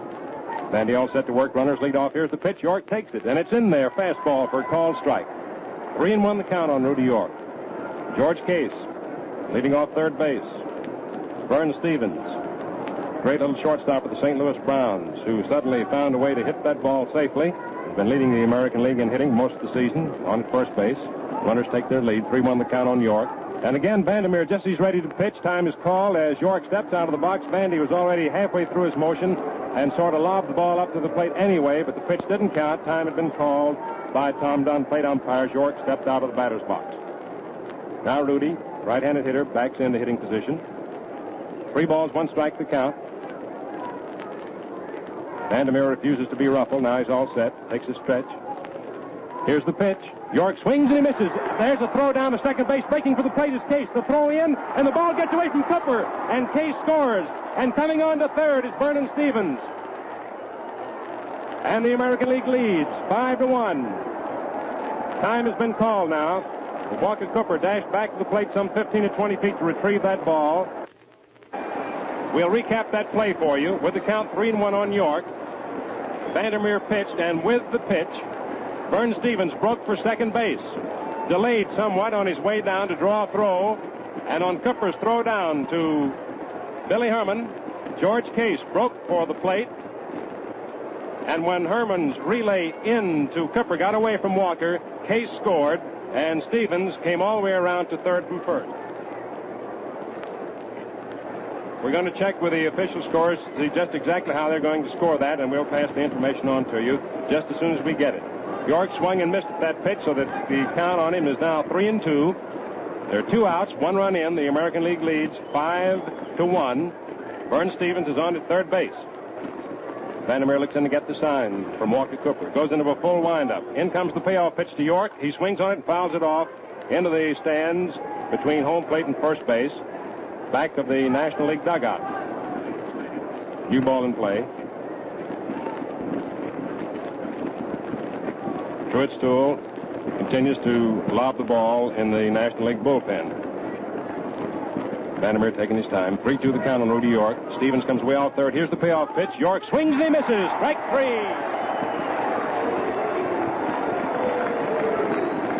And that's the 6th strikeout for Johnny Vandermeer. And for the American League in the last of the 5th inning, 1 run, 1 hit, 1 man left on base. And it's 5-1 in favor of the American League at the end of 5 innings of play. You know, folks, this afternoon I asked Billy Herman whether he uses the Gillette Blue Blade. Sure, he answered, doesn't everybody? I can't get a decent shave with any other kind. Talk with Al Javery or Al Smith, Babe Dahlgren, or Jeff Heath. Go through the list on both teams as I have. And you'll find they agree that shaving's as easy as taking a base on balls when you use today's Gillette Blue Blade. Yes, sir, fans, and when you try it, you'll put in with them, too, because without exception, this is the sharpest, smoothest shaving blade there is, bar none. We just received word from the official scorer. There's no stolen base on the play on which Stevens came from first around to third and Case went from third home.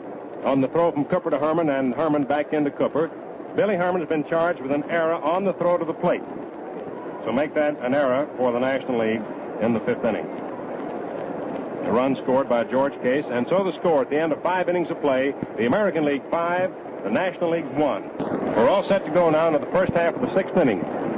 Stan Musial leading off for the St. Louis Cardinals. Billy Southworth comes out of the National League dugout, coming over to take his position to third base coaching box. He was a little bit late in coming over.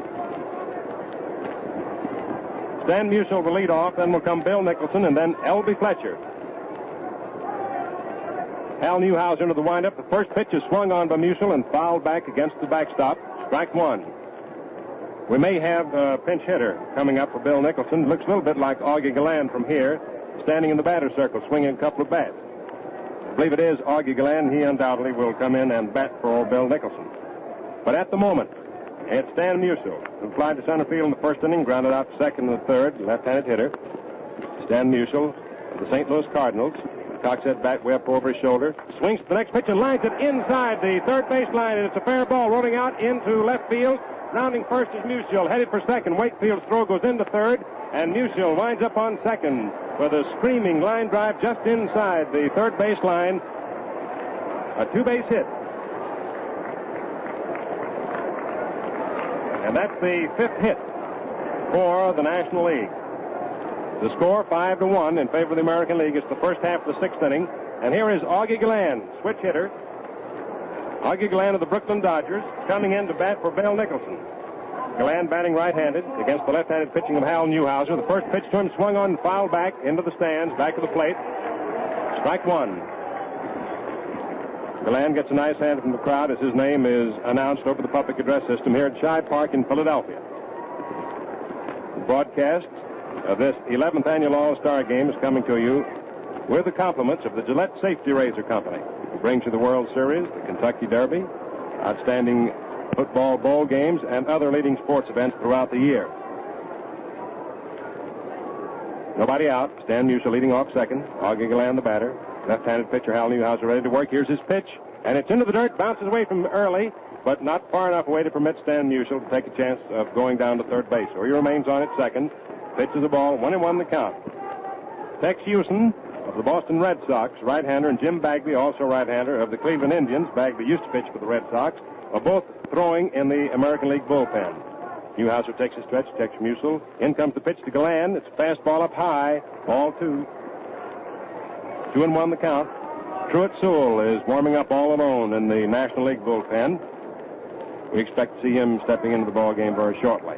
Newhauser ready to work. Here's the pitch to Galland. Augie swings and he misses. Strike 2. Foul tip. The ball bounced out of the mid of Jake Early, rolled around on the ground. Had a little trouble locating it for a second or two. 2-2 the count on Galland.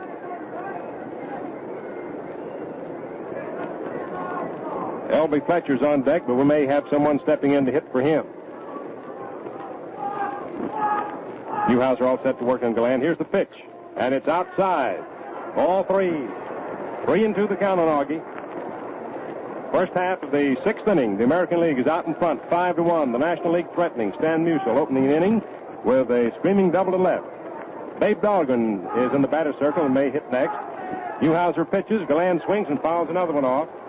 This one high above the press box, almost on top of the roof at Shibe Park.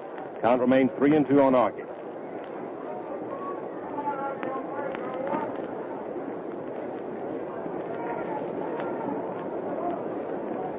Augie Galland batting for Bill Nicholson as Billy Southworth decides to make some changes in the National League lineup. And we have on deck Babe Dahlgren, who very likely would go in to hit for L.B. Fletcher.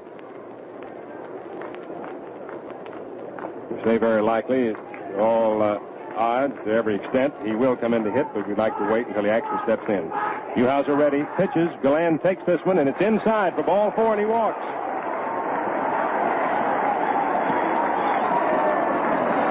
Now the National League has runners on first and second. Galland, batting for Nicholson, walks, is on first. Musial, who doubled to open the inning, is on second. And there's Babe Dahlgren getting a very nice round of applause from the fans here at Shibe Park in Philadelphia. Babe plays for the Philadelphia Phils, and of course, being a local boy, he's quite a favorite with the fans. Having a great year. Listen to the hands.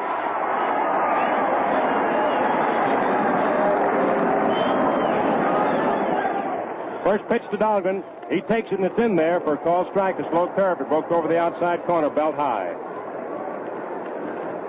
5-1 the score, favor of the American League. First half of the 6th inning. Stan Musial on second. Augie Galland on first. Nobody out.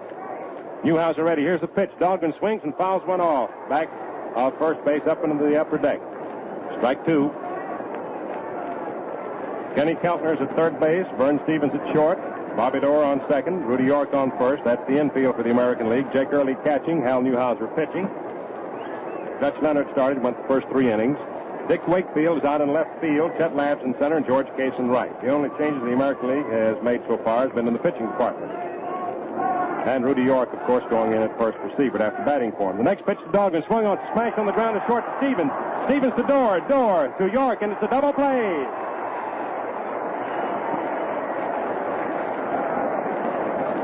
Babe Dahlgren, batting for L.B. Fletcher, hits into a double play. Stevens to Doerr to York, short to second to first, with Stan Musial, who was on second, taking third on the play. And now here's Ernie Lombardi stepping in to do some pinch hitting. He's going to go in to bat for Walker Cooper.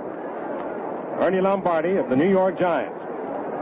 Big, strong right-handed hitter. Art Fletcher comes out of the American League dugout on orders from manager Joe McCarthy to talk to pitcher Hal Newhauser and catcher Jake Early, discussing probably just exactly how to pitch to Ernie Lombardi, as vicious a hitter as we've seen in many a year.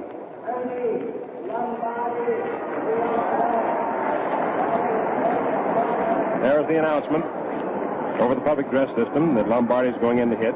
Newhauser into the windup. Here's his pitch. Lombardi takes one high inside. He had to back away from the plate. Ball 1. 2 away. Babe Dahlgren hitting into a double play. Sort of dulled the National League thread here in the first half of the 6th inning after they'd gotten 2 men on and nobody out. 5-1 the score. Newhauser ready, pumps. Here's the pitch, swung on. There's the drive going out into short center. Chet Labs comes racing in for it, gets under it, and makes the catch for the out. So that's all for the National League thread in the 6th inning.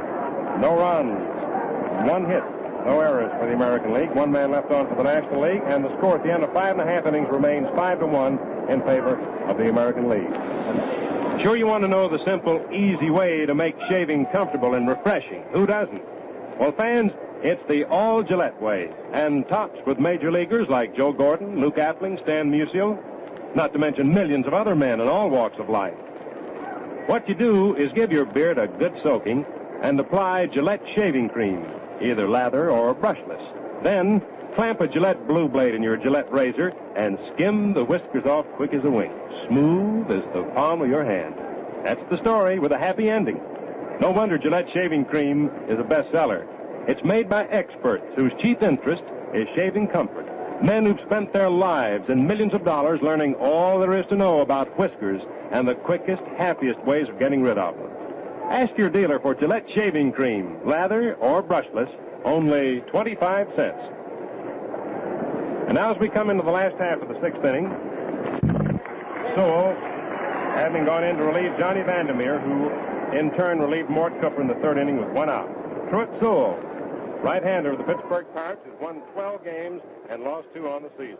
First man he'll face will be Chet Ladd, right-handed hitter, and the first pitch is swung on, Sabounder hits the third, and Stan Hack boots it. The ball hits his foot and rolls all the way over to second base. Billy Herman just now picks it up, and so safe at first is Chet Ladd, swinging on the first pitch offered him by Truett Sewell. We're going to check with the official scores to see just exactly how they're going to call that one, whether it's an error or base hit. We like to reserve our decision until we get the official one. And so Ladd is on at first base, as his bounder to Stan Hackett third was kicked all the way over to second base. Jake Early stepping in, bats him left-handed. Sewell stretches, pitches. Early bunts down the first base line. Sewell goes over, picks the ball up, is placed at first base. 2 Dahlgren in time for the out, with Chet Ladd advancing to second on the play. So Early is credited with a sacrifice and is out. Sewell, the pitcher, to Dahlgren, who covered first. Early had walked in the second inning and had struck out in the fourth. He's been in there all the way. That brings to the plate Bobby Doerr, thus far this evening the batting hero of this 11th annual All-Star game. A home run in the lower left field stands in the second inning with 2 men aboard, both of whom had walked, putting the American League out in front 3-1 at that time. Doerr swings, sends a slow roller toward third. Hack is up with this one. He boots it for a moment, then throws, and Babe Dahlgren makes a nice stop to nip Bobby Doerr at first base. Listen to the hand.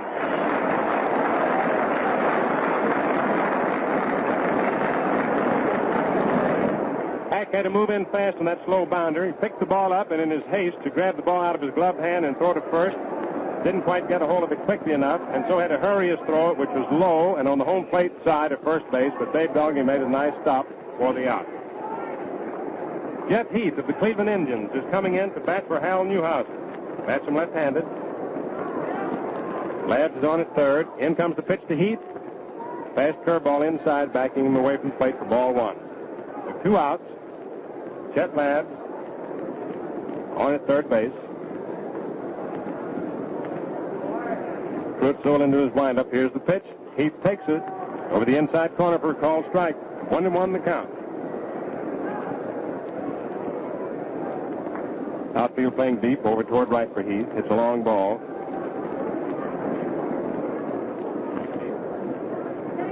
Sewell taking his time, checking with Ernie Lombardi to get the sign. Into his windup, rocks in the box. Here's the pitch. Swung on. There's a high fly ball out into short center. Vince DiMaggio races in, gets under it, waiting, and he makes the catch for the out. And so Heath, who went into bat for Newhauser, flies out to Vince DiMaggio in center field, and that's all for the American League in the last half of the sixth. No runs, no hits, 1 man left on base. 5-1 in favor of the American League at the end of 6 innings of play. Have you ever noticed that every Gillette Blue blade is anchored securely in a special wrapper so that the edges can't touch or rub against the paper? That's why they always reach you in perfect condition. You may not realize you can dull a razor blade quickly just by putting it in a small envelope and shaking it. Thus, loosely packaged blades are easily ruined in shipment and handling. But fans, you can always count on anchor-wrapped Gillette Blue blades to be factory sharp when you open the package. Therefore, they shave you more smoothly and far more comfortably than ordinary blades.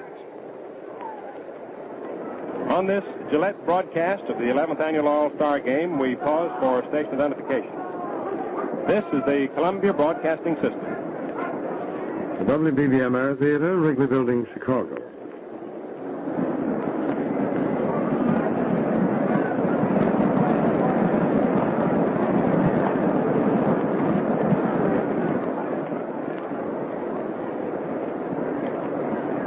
Before we get going in the first half of the 7th inning, the American League out in front 5-1, we've received word from the official scorer that Stan Hack was charged with an error in the last half of the 6th, which enabled Chet Ladd to get safely on to first. That's an error for the National League. They're second of the ball game. Tex Houston is working now for the American League as we go into the first half of the 7th inning. His first pitch into Vince DiMaggio is inside for ball 1. Tex Houston, right-hander of the Boston Red Sox, has won 9 and lost 6 on the season, replacing left-hander Hal Newhauser. Houston all set to work. In comes the pitch to DiMaggio, and he takes it. It's in there for a called strike. 1-1 the count. Houston, who won 22 games last year for the Red Sox. A pitcher who can pitch just almost any kind of pitch you can name. Here's the next offering. DiMaggio. It swung on and fouled back to the plate up against the screen. Strike 2. 1 ball, 2 strikes the count. Here are the totals up to this point for the first 6 innings. The American League, 5 runs, 6 hits, 1 error. The National League, 1 run, 5 hits, and 2 errors. Those are 6 inning totals. We're in the first half of the 7th inning, 5-1 favor of the American League. Vince DiMaggio, who went into bat for Harry Walker in the 4th and single, is up there. Takes the next pitch high. Ball 2, 2-2 the count. Hit the first pitch in the left field for a single. So he has 1 for 1 on the evening thus far. Outfield plays him deep over toward left. He can drive a long ball. Pulls that bat down to them. The handle stands in close to the plate. Houston into the windup. Here's the pitch. Swung on. There's a high fly ball going deep out to left field. Going, and it bounces off the wall and bounces all the way back in. There is DiMaggio rounding second on his way to third. Slides in, and he's safe. The ball hits him on the back. Rolls about 10 feet away, but not enough to permit him to advance any further. And it's a 3-base hit for Vince DiMaggio. In a tremendous towering drive deep in the left field. Dick Wakefield backed up against the wall. The ball just missed grazing the upper deck, which would have automatically given DiMaggio a homer. Just missed grazing it. Hit the top of the wall of the lower deck and hit it with such force that it bounded halfway back into the infield. And so Vince DiMaggio came all the way around to third base with a 3-base hit. That gives him 2 for 2 on the evening. Now with Marty Marion scheduled to hit, Billy Southworth runs up to the plate, says something to Mike Gonzalez, who comes over from the first base coaching box, points into the National League dugout, and we may have a pinch hitter for Marty Marion. We are, and it's the skipper of the New York Giants, Mel Ott. Many of the fans already recognize him before the announcement is made over the PA system here, and he's getting a nice round of applause. Mel Ott will come in to bat for Marty Marion. It's the first half of the 7th inning. The American League's out in front, 5-1. The National League took a 1-run lead in the first inning. The American League got 3 in the second, 1 in the 4th, and 1 in the 5th. Here's the announcement about Mel Ott coming in to pinch hit. Here the hand. The first pitch to Oddie is low outside for ball 1. Nobody out. Vince DiMaggio having led off here in the first half of the 7th inning for the National League with a triple. Takes Houston into his windup. Here's the pitch to Ott. Mel takes another one. It's low inside for ball 2. Eddie Miller of the Cincinnati Reds, formerly of the Boston Braves, shortstop, is loosening up in the National League bullpen and undoubtedly will replace Marty Marion at short when the National League takes the field in the last half of the 7th. The next pitch to Ott. Mel takes another one inside. Ball 3. 3-0 the count on Mel Ott, who is playing and appearing in his 10th All-Star game. He and Billy Herman having appeared in more games than anybody else here tonight. Ott takes the pitch over the inside corner for a called strike. 3-1 the count. Max Lanier of the St. Louis Cardinals, a left-hander, Al Jabry, a right-hander of the Boston Braves, are loosening up in the National League bullpen. The next pitch to Ott is right through there for a called strike. 3-2 the count until we have a full count on Mel Ott. Batting for Marty Marion here in the first half of the 7th inning. 3-2. Oddie gets a little dirt on his hands. Tex Houston now doing the pitching for the American League. Vince DiMaggio leading off third base. Nobody out. Houston ready. Here's the payoff pitch. Swung on and missed for strike 3. Ott took a toe hold, took a terrific cut at that 3-2 pitch. But he missed it for strike 3, and so it's strikeout number 1 for Tex Houston. We're going to have another pinch hitter. And it's Dixie Walker, the pride of Flatbush, coming up to pinch hit. Coming up to bat for Truett Sewell here in the first half of the 7th inning. Little confab around the mound. Houston and Bobby Doerr talking. Rudy York comes over from first base. Jake Early out to the mound from back of the plate. Dixie Walker with that familiar number 11 on the back of his uniform. He's leading the league, the War Bond League, which we have back in New York, in which ball players were auctioned off for a total of some $123 million, and each time they get a base hit, their sponsors have to buy more bonds. Here's the pitch to Dixie. Swings and lines one out into left field. Coming in fast for his Wakefield, and he grabs it for the out.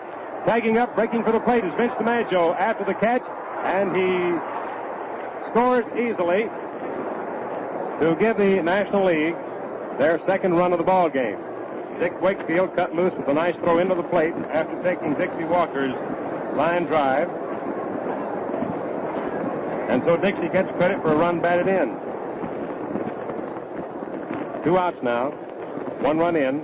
Score now the American League 5, the National League 2. And it's Dan Hack, leadoff man for the National League, stepping in to hit. Hack's been up to the plate 3 times, has 1 hit and 3 times at bat, a single. First pitch to him is in there for a called strike. Hack singled in the first inning. Billy Herman then followed with a single. Hack went to third, and Hack tagged up and scored after Musial flied to center for the National League's first run. Houston pitches. Hack takes it, and it's in there. Nice hook that breaks right over for called strike 2. Hack steps out of the batter's box, goes over to the rosin bag. Pats it on his hand so he can get a good grip on that bat. Houston stands ahead of the hitter. Working rapidly. Here's his next pitch to Hack. Hack swings and lines this one past Keltner out into left field for a base hit. Dick Wakefield grabs it on the roll, throws into second, and Hack, after taking his turn, holds on at first with a single to left, his second hit of the evening. Jim Bagby of the Cleveland Indians and Oscar Judd of the Boston Red Sox are warming up in the American League bullpen. Bagby a right-hander and Judd a left-hander. Billy Herman stepping in. Bats him right-handed, had a single in the first inning, got 1 for 3 on the evening. Hack leads off first, 2 outs. Pitch to Herman. Curveball doesn't get over. Ball 1. 5-2 the score, favor the American League. It's the first half of the 7th inning. Hack takes his lead off first. Houston stretches pitches. Herman swings and lines this one over the head of Rudy York out in the right field for a base hit. Hack rounds second on his way to third. The ball fielded by George Case and right. His throw into second. Holding it first is Herman with his second hit of the evening. That's 3 hits in this inning for the National League. 8 all told in the ball game for them. And so for the second consecutive time tonight, Hack and Herman, former teammates with the Chicago Cubs a few years back, have singled in succession. There are 2 outs. Hack is on third. Herman is on first. And Billy Herman is one of the greatest hit and run artists in the game today. He can really hit the right field behind the runner. Up is Dan Musial, and the first pitch is in there for a called strike. Musial bats him left-handed. Been up 3 times. Got a double in the 6th inning. Failed to score, though. National League adherents are starting that rhythmic applause, calling for a rally. Runners lead off. Houston ready. Here's the pitch. Musial swings and hits a pop-up high in the air. Back of third. Ken Keltner is under it in foul territory, waiting, and he makes the catch for the out. That's the end of the National League threat in the 7th inning as Musial fouls out to Ken Keltner back of third. And so for the National League in the 7th, 1 run, 3 hits, no errors for the American League, and 2 men left on base. 5-2 favor the American League at the end of 6.5 innings of play. All of us agree, I'm sure, that a man looks a lot better and feels that way, too, after a clean, refreshing shave. Likewise, the sharper and smoother finished your razor blade, the slicker your shave, and the more refreshing also, I might add. There's the reason today's Gillette Blue Blade is the odds-on favorite with men everywhere, including major leaguers like Fred Walker, Dixie Walker, to you, Johnny Vandermeer, and Buddy Roser, to mention a few. It's the sharpest and easiest shaving blade there is, bar none. What's more, it fits your Gillette razor exactly and protects you from the irritation caused by misfit blades. Now, those are just a few of the reasons you get the best-looking, best-feeling shaves ever with the Gillette Blue Blade. Coming into the last half of the 7th inning, Al Javery, right-hander of the Boston Braves, steps in to do the pitching for the National League, having relieved Truett Sewell. Sewell having gone out for a pinch hitter after pitching 1 inning. Al Javery, right-hander, won 8 and lost 8 on the season. He's turned in some very fine pitch ball games. Some of the best have been hurled in the major leagues this season. Eddie Miller is at short for the National League, having replaced Marty Marion. And so we'll set the National League team for you defensively. We have Jabry pitching, Lombardi catching, Hack still at third, Eddie Miller's in at short, Herman on second, Babe Doggin's on at first. Out in left field is Augie Galland, Vince DiMaggio's in center, and Stan Musial in left. So far, there have been 19 National League players who've seen service this evening. George Case leads off in the American League in the last half of the seventh. Jabry's first pitch to him, fastball right through there for a called strike. Case, the leadoff man for the American League, was hit by a pitched ball in the first inning, getting a double play in the second, and walked in the fifth. He scored one of the American League's 5 runs. They lead 5-2. It's the last half of the seventh. The outfield over toward left. Jabry ready. Here's the pitch. Curveball outside and high. Ball 1. 1-1 the count. There have been 13 American League players who've seen service this evening. Give us a total of 34 Major League All-Stars we've seen in action tonight. Jabry's next pitch to George Case swung on. It's a high foul to the right of the plate, but it's going to go into the stands. Babe Doggin came running over from first base just to be around in case the ball didn't quite go in, but it did. Ball 1, strike 2. George Case the batter, Ken Keltner on deck, and then will come Dick Wakefield. 2 ball in play. Stan Hack comes over from the third, rubs up the cover of the ball, chats amiably with Al Jabry. Jabry gives the Rosenbach a little going over, steps upon the rubber, looks in to get the sign from Ernie Lombardi. Into his windup. Case set at the plate. Here's the pitch. Case swings and he misses. Strike 3. That's strikeout number 1 for Al Jabry. That's the 8th American Leaguer to have gone down on strikeouts tonight, with Johnny Vandermeer having struck out 6 of them. 10 all told been struck out in the game. 2 of the National Leaguers having struck out. Here's Ken Keltner up, right-handed batter. First pitch is over for a called strike. Keltner struck out in the first inning, doubled in the third, struck out again in the fifth. He's had 1 for 3 on the evening. Outfield deep over toward left for him. Infield pulled around toward left, playing for a full hitter. Jabry pitches, changes up there a little bit, pulls the string on that one, but doesn't quite get over, hits the dirt just behind the plate for a ball. 1-1 the count. Keltner stands deep in the batter's box, in close to the plate. Jabry looks in to get the sign from Lombardi. He and Lom were on the same team last year with Boston. Next pitch is swung on. There's a fly ball hit out into left field. Over for it comes Augie Galland, but he can't get it. The ball curves foul, and it's strike 2. 1 ball, 2 strikes to count on Ken Keltner. 1 out, nobody on. It's the last half of the 7th inning. The American League leading the National Leaguers by a score of 5-2. Bobby Doerr having struck the big blow of the evening thus far. For those of you who might have tuned in late, when he homered in the second inning with 2 mates aboard, split the American League out in front 3-1 after the National Leaguers taking 1-0 lead in the first inning. 1 ball, 2 strikes on Keltner. Jabry ready. Here's his pitch. Fastball. It's in there for called strike 3.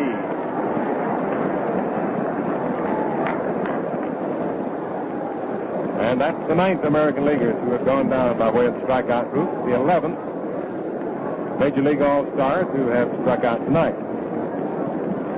Here's Dick Wakefield. Hit into a force play in the first inning, doubled in the third, struck out in the 5th. Dick bats left-handed. Outfield a little bit over toward right. Jabry ready to work. Leans forward to start his windup. Rocks in the box. Here's the pitch. Fastball up around the eyes. High. Ball 1. Lena Blackburn coaching at first base for the American League. Art Fletcher at third. Jabry taking his time. Wakefield very loose up there at the plate. Reminds you so much of Ted Williams, who's now in the Armed Forces, and whom we miss out here tonight, of course. The pitch to Wakefield swung on and he misses. Strike 1, and brother, again, he took a terrific cut at that ball. He's entertained the crowd all evening with the vicious swings that he takes. Jabry throws. Wakefield takes it. Change of pace up high. Ball 2. Wakefield's all set to cut it that one when he saw the change of pacer coming up and not in there. He let it go by. Ball 2. Strike 1. 2 outs. Nobody aboard. Last half of the 7th inning. 5-2 the score. Favor the American League. Jabry ready. Here's his pitch. Wakefield swings and fouls it off. Back to the plate up against the screen. 2-2 the count on him. New ball in play with Stan Hack down at third. Rubbing just to cover the new one. Eddie Miller's in there at short now for the National League.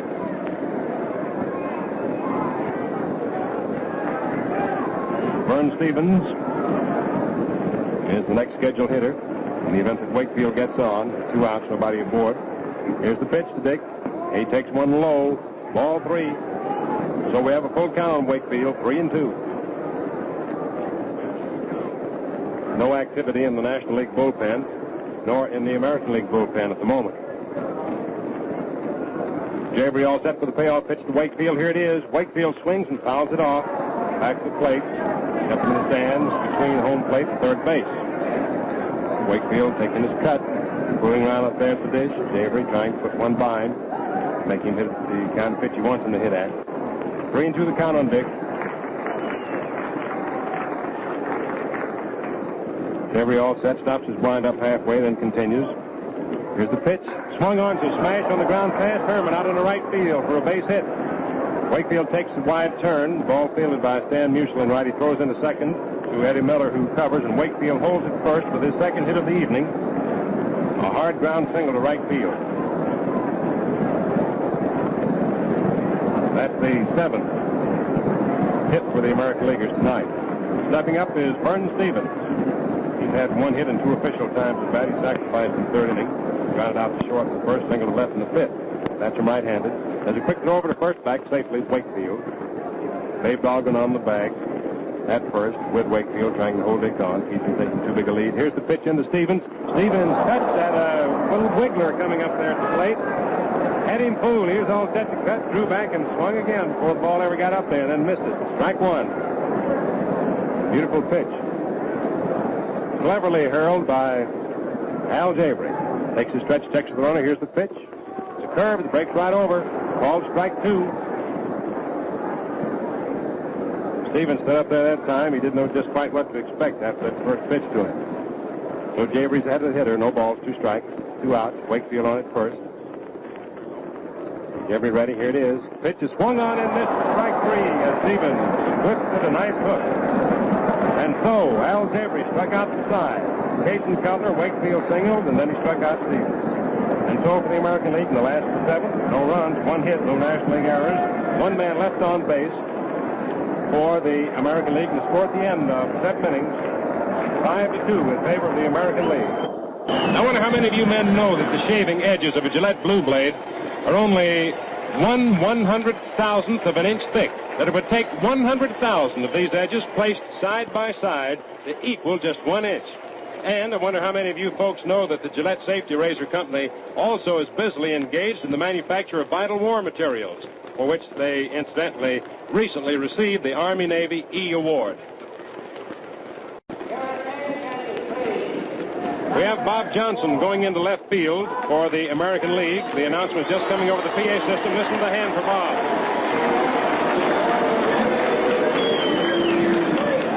Bob Johnson, who for so many years played here in Philadelphia as a member of the Philadelphia Athletics, this year with the Washington Senators, is greeted by the fans out here who want to call him their own boy when he was with the Philadelphia A's. Bob's having a great year with the Senators. Out in left field to replace Dick Wakefield. Chet Ladd is still in center. George Case is still in right. Ken Keltner still at third. Stevens at short. Bobby Doerr on second. Rudy York at first. Jake Early catching. He's been in there since the game started. Tex Houston is on the mound for the American League. The score is 5-2 in favor of the American League as we go into the first half of the 8th inning with Augie Galland stepping in to hit. Switch hitters batting left-handed against the right-handed pitching of Tex Houston. The first pitch to him is a little bit low, ball 1. Galland, when he came up the first time in the 6th inning, going in pinch hit for Bill Nicholson, batted right-handed against left-handed pitching of Hal Newhauser. And the pitch to Augie is swung on and fouled back high up over the roof, back to the plate. Strike 1, 1-1 the count. I've just been handed some information in which you'll be interested. The official paid attendance here tonight, 31,938. The net receipt, $65,174. The next pitch to Galland, Augie takes it, a little bit outside for a ball. 2 balls, 1 strike to count on Augie, leading off for the National League. First half of the 8th inning, 5-2 the score in favor of the American League. Dave Doggan's on deck, and will come Ernie Lombardi. Proceeds, you know, of tonight's game goes to the Ball and Bat Fund of Uncle Sam's Armed Forces, both here at home and abroad. And the next pitch to Galland, inside, ball 3, 3-1 the count. Houston all set to work, pitches. Galland takes it, and it's over that outside corner above the knees for a called strike. 3-2. They have a full count now on Augie. Outfield pulled over toward right. Keltner playing wide of third over toward short. Here's the payoff pitch. Glenn swings and hits a fly ball back to second out in short center. Stevens goes out, coming in is Labs. Labs calls for it and makes the catch in short center for the out. Glenn fly to Chet Labs in short center field for out number 1. Stepping in to hit now is Babe Doggin. Of the Philadelphia Phils, has been playing both first base and third base.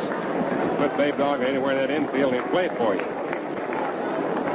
That's right-handed.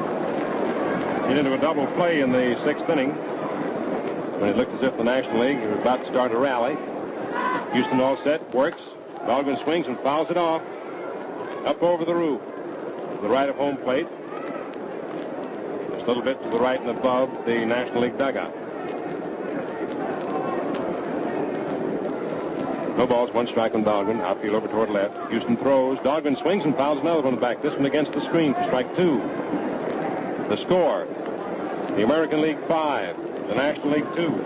It's the first half of the 8th inning. It's the 11th annual All-Star Game, the broadcast of which is coming to you with the compliments of the Gillette Safety Razor Company. And the pitch to Doggin. Swung on to smash on the ground out to short. Stevens takes it on 1 hop. There's his throw over to York in time for the out, and they're 2 away. 2 up and 2 down for the National League, first half of the 8th inning. Dutch Leonard started the game for the American League, went 3 innings. Hal Newhauser came in, went 3 innings, and then Tex Houston took over in the 7th. Here's Ernie Lombardi stepping up. Lom bats him right-handed, outfield very deep over toward left. Houston into the windup, overhand pitch, inside and up around the shoulders, ball 1 to Lombardi. Ernie at the plate uses an interlocking grip, the index finger of his left hand in between the little finger and the other finger of his right hand. Lombardi looks the next one over. It's inside for ball 2. This boy generates a terrific lot of power when he connects. Houston all set. Here's his pitch. Lombardi swings and lines one out in center field. Labs comes racing in and takes it for the out. So Lombardi lines out to Labs in center for the 3rd out. The National League goes out in order in the first half of the 8th. No runs, no hits, no errors, nobody left on base. Score at the end of 7.5 innings, 5-2 in favor of the American League. You know, a writer in one of the weekly magazines recently pointed out that a dry whisker is as tough as aluminum and annealed copper. And that isn't news, of course. Gillette technicians have known it right along, whereas the rest of us have strongly suspected it, to say the least. But add to this the fact that the average man's beard consists of some 15,000 of these copper-like whiskers, and you realize that a razor blade must have plenty of stuff to give you one quick, easy shave after another. Believe me, fans, that's what today's Gillette Blue Blade has lots of. The steel is actually hard enough to cut glass. The edges are the sharpest ever honed and the smoothest finished. When you need blades, it certainly pays to ask for the kind that shaves the easiest and lasts the longest. Make no mistake, that's today's Gillette Blue Blade. Well, here we go in the last half of the 8th inning. Al Javery is doing the pitching now for the National League, having taken over. First man he faces is Rudy York, right-handed hitter. Javery into the windup. Here's the pitch to York. Rudy takes it. It's high. Ball 1. York has been up the plate twice and struck out twice. On deck is Chet Labs. Then will come Jake Early. Outfield over toward left and deep for Rudy. Glenn to left, DiMaggio in center, Musial in right for the National League outfield. Here's the pitch to Rudy. He swings and smacks one on the ground out past Herman's determined and great bid for it into center field for a base hit. Ball fielded by DiMaggio. He throws into second, and York holds on it first with a single to center. Hard smash through the box out over second. Billy Herman made a valiant stab for the ball and almost came up with a sensational play, though we doubt that had he gotten the ball if he'd had a chance to get Rudy, because he's running out toward left field and he made his effort. So it's a single to center for Rudy York. And here's Chet Labs stepping up. Has a walk, a strikeout, and on by an error in his 3 appearances. Swings and he misses at the first pitch from Al Javery for strike 1. Outfield over toward left and deep for Chet. Billy Herman at second in about 4 or 5 paces. Eddie Miller in 4 or 5 paces at short in double play position. Should the opportunity to present itself. The pitch comes into Labs. He swings on. It's a ground ball to Miller. Miller to Herman. Herman to Doggin. It's a double play. And so the boys were set just right for that one. Labs hitting into a double play. The 3rd which the National Leaguers have come up with this evening. 4 which have been completed all told tonight, 1 by the American League. Labs hitting into a double play. Miller, shortstop, to Herman, the second baseman, to Dahlgren, the first baseman. Here's Jake Early stepping up, bats him left-handed. Jay brings his windup, and the first pitch to the American League catchers outside. Ball one. 5-2 the score in favor of the American League. It's the last half of the eighth inning. No activity in either bullpen right now. Avery taking his time. Now he's all set to work. Here's the pitch. Early takes it. It's a curveball. Broke low inside. Almost around the ankles. Ball two. Avery goes over to the Rosenbag, give him a little touch. 2 balls, no strikes. Early set. Here's the pitch. Swung on and fouled up against the screen back to the plate for strike one. 2 balls, 1 strike. That's the count on Jake Early. Backstop of the American Leaguers. Catching during the regular season for the Washington Senators. Start of the ball game tonight to catch the Knucklers of Dutch Leonard, who started on the mound for the American League and has been in there ever since. As Avery works, here's the pitch. It swung on. It's a ground ball going out towards second. Herman coming in, picks it up, boots it, picks it up again, throws, but not in time. As Jake Early beats the throw. It was a slow bounder on which Billy Herman had to come in fast for. He picked the ball up, then dropped it, and by the time he reached back, picked it up, and made his throw, Early was across the bag, ahead of the throw, and so he's safe. We'll wait for the official scorer's decision. It probably will be charged an error to Billy Herman. Here's Bobby Doerr up. Bobby's had a home run and a single in 3 trips. First pitch to the right-handed hitter. He takes it. Started to swing, but checked his swing as the pitch wasn't quite to his liking and was inside for ball one. There are 2 outs. Early on at first. Avery looking in to get the sign from Lombardi. There's the stretch. It's over to the runner. Here's the pitch coming in. It swung on. It's a fly ball going deep out to left field. Under it is Augie Galland. He's in fair territory and makes the catch just inside the foul line for the 3rd out of the inning. And so that's all for the American League in the last half of the 8th. No runs, 1 hit, 1 error for the National League. 1 man left on base for the American League. And thus the score at the end of 8 innings of play. The American League 5, the National League 2, as we go into the first half of the 9th inning. 5-2 in favor of the American League. For those of you who might have tuned in late, I might tell you very quickly that the National League took a 1-run lead in the first inning when Hack and Herman, first 2 men up for the National League, are singled in succession. Herman singled, sending Hack to third. Hack tagged up and scored after Musial had flied to Labs in center. Then in the last half of the second inning, with the National League leading 1-0, with 1 out, Mort Cooper walked both Labs and Early, and then Bobby Doerr drove a home run into the lower stands in left field, scoring Labs and Early ahead of him, give the American League a 3-1 lead. 3-1 lead. They made it 4-1 in the 3rd inning on doubles by Keltner and Wakefield. Made it 5-1 in the 5th on a walk to Case and a single by Vern Stevens. Made it 5-1, and then the National League picked up 1 run in the 6th inning. Totals at the end of 8 innings, the American League 5 runs, 8 hits, 1 error. The National League 2 runs, 8 hits, and 3 errors. So we're ready to go now into the first half of the 9th inning. Tex Houston on the mound for the American League, and it's Vince DiMaggio leading off for the National League. Vince has had 2 for 2, a single and a triple since he's gone into the game. First pitch to him, he takes it and it's in there for a called strike. First half of the 9th inning, 5-2, favor of the American League. Tex Houston, strong-arm right-hander, all set to work. Here's his pitch. DiMaggio swings, sends a drive, going deep out to left field, going, and it is gone. Up in the left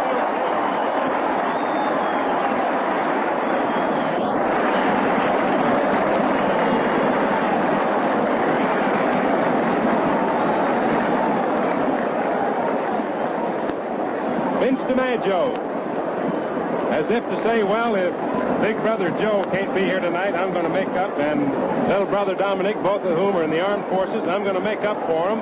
And he drove one into the upper stands in deep left field for a home run, and thus he has a single, a triple, and a homer, and 3 trips to the plate tonight. Here it is, Eddie Miller up, and the first pitch is in there for a called strike. That makes the score 5-3 in favor of the American League. It's the first half of the 9th inning. Nobody out, 1 run in.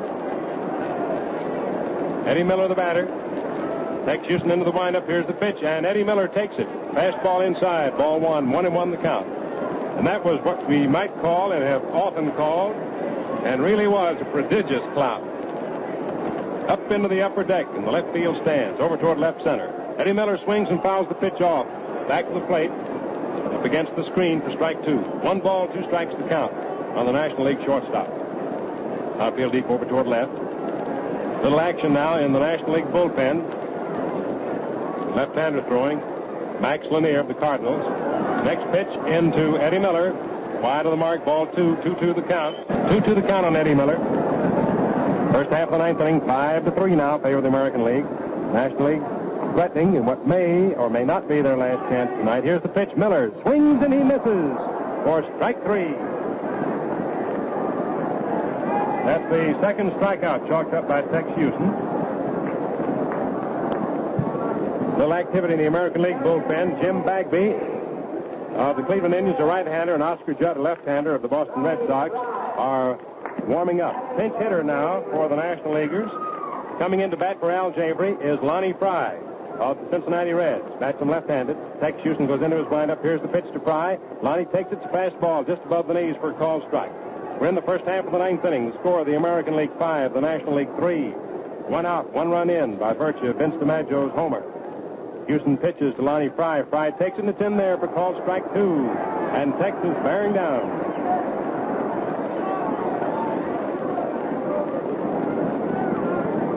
Houston all set. Doesn't take too much time between pitches. He throws. Fry swings and sends a drive out into center field. Chet Lads is waiting for it. Still waiting. Taps his glove and makes the catch for the out. And so they're 2 away. And here's Stan Hack, leadoff man for the National League, stepping up. He had a single in the first inning and a single in the 7th inning. 2 out of 4 for Stan tonight. Max Lanier pauses in his throwing in the National League bullpen to watch the action. 2 outs, nobody on. First half of the 9th inning, 5-3 favor the American League. Houston rocks in the box as he goes into the windup. Here's the pitch. Swung on, it's fouled off. Back of third base. Past Billy Southworth for strike 1. Hack getting hold of an outside pitch, trying to drive it inside that third base line. Drove it foul. Strike 1. Billy Herman is on deck. He'll hit next if Hack gets on. There are 2 outs, nobody on base. 1 run in. First half of the 9th inning. The American League leading 5-3. Tex Houston looks in to get the sign from Jake Gurley. Stan Hack digs in. Here's the pitch. Hack takes it, and it's low outside for a ball. 1-1 the count.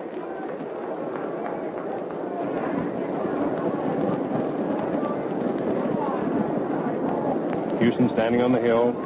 Ball in his right hand behind him, looking in to get the sign from his battery mate. All set to work. Here's his pitch. Hack swings and smashes one over Rudy York's head out into right field for a base hit. George Case fields the ball, throws into second, and Hack holds on it first. There was a line drive which hit in front of York. Rudy was all set to field it when suddenly the ball skipped up over his shoulder, over his head, out into right field for a single. And so that's Hack's 3rd hit of the evening. And for the National League, their 10th hit of the evening. Billy Herman steps in, and if history should repeat itself, Herman is due for a base hit because each time Hack is singled, so has Herman following him tonight in the 1st and 7th innings. Tying run at the plate right now. Here's the pitch. Herman takes it outside for ball 1.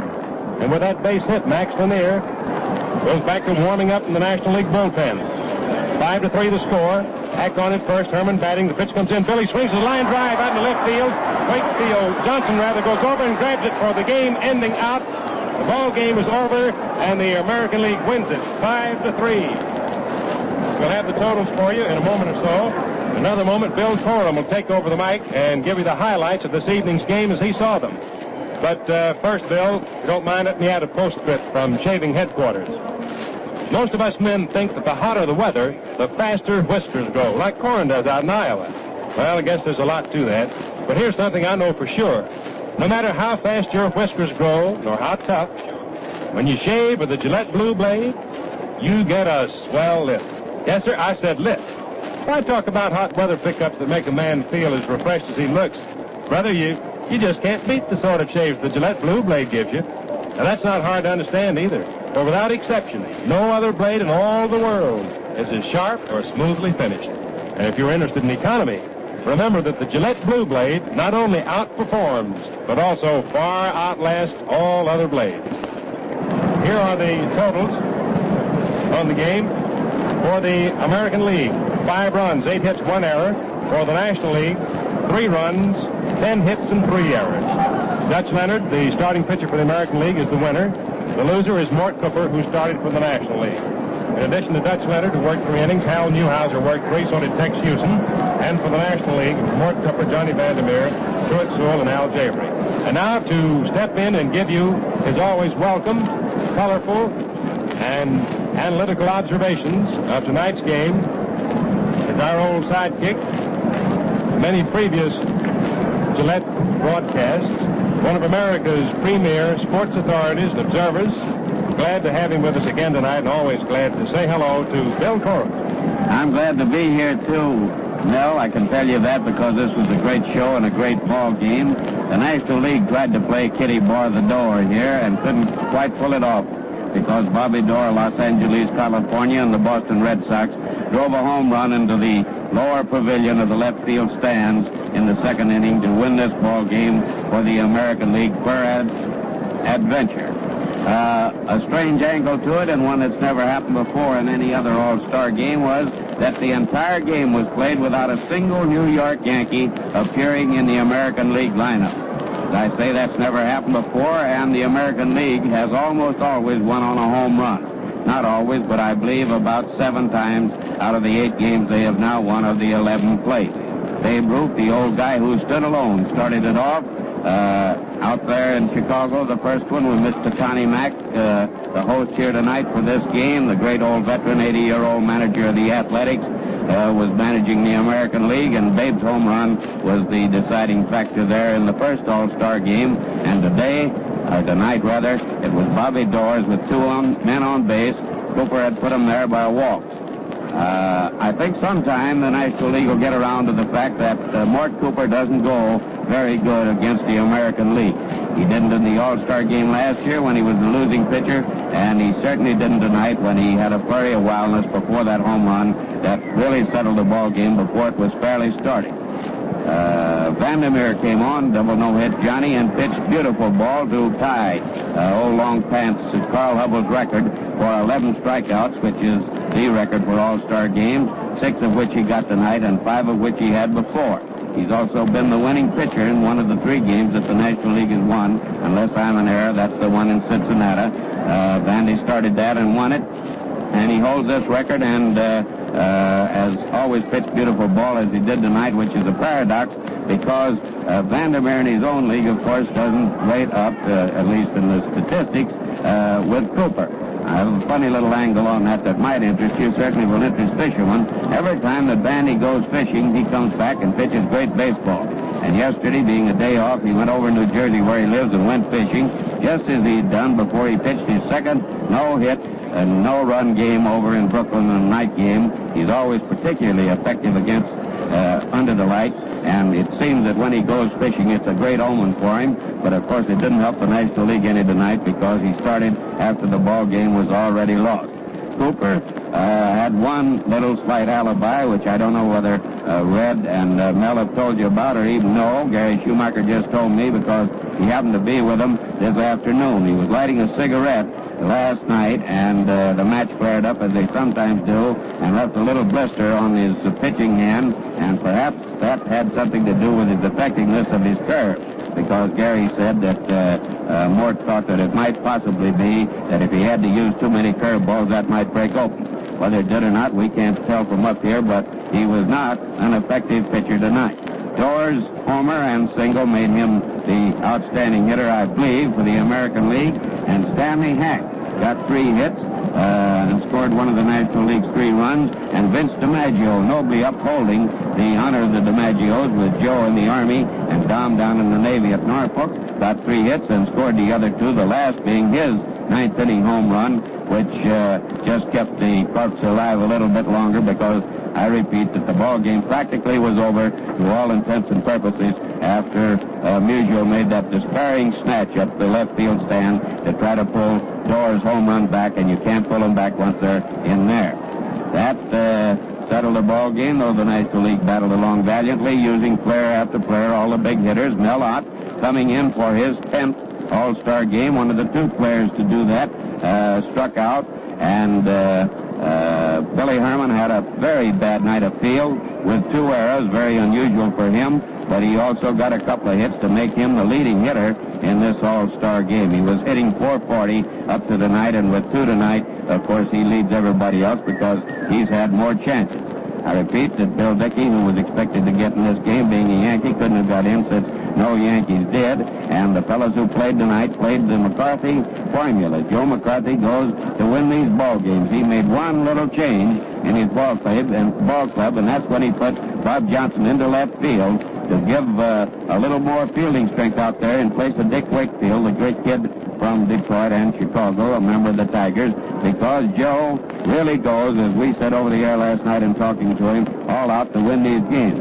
By which I don't mean to infer that Billy Southworth didn't, because he was, if anything, really cocky down there on the bench tonight when I talked to him. And that reminds me that Lieutenant Colonel Larry McPhail was over there tonight bringing a message from Judge Patterson of the War Department, the acting Secretary of War, thanking Commissioner Landis and President Frick of the National League, President Bill Harridge of the American League, for this great bat and ball fund and all of baseball's many contributions to war relief and whatnot.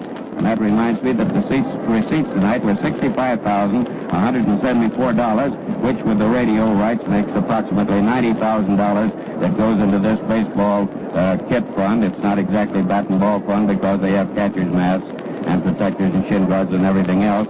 It goes into that equipment fund at least, which is a pretty nice take. 31,938 fans paying $65,174 and $25,000 for the radio rights, which the Gillette Safety Razor Company paid. The crowd is leaving the stands now and pouring out across the field. I wouldn't say it was a truly exciting baseball game, just a good game all the way through. There were no stellar fielding plays, no terrifically exciting moments, because while the National League did try desperately to get back, it could never seem to get the hit at the right time. Musial with the National League leading off, Hack and Herman with hits to begin the ball game off of Emil Dutch Leonard, the winning pitcher.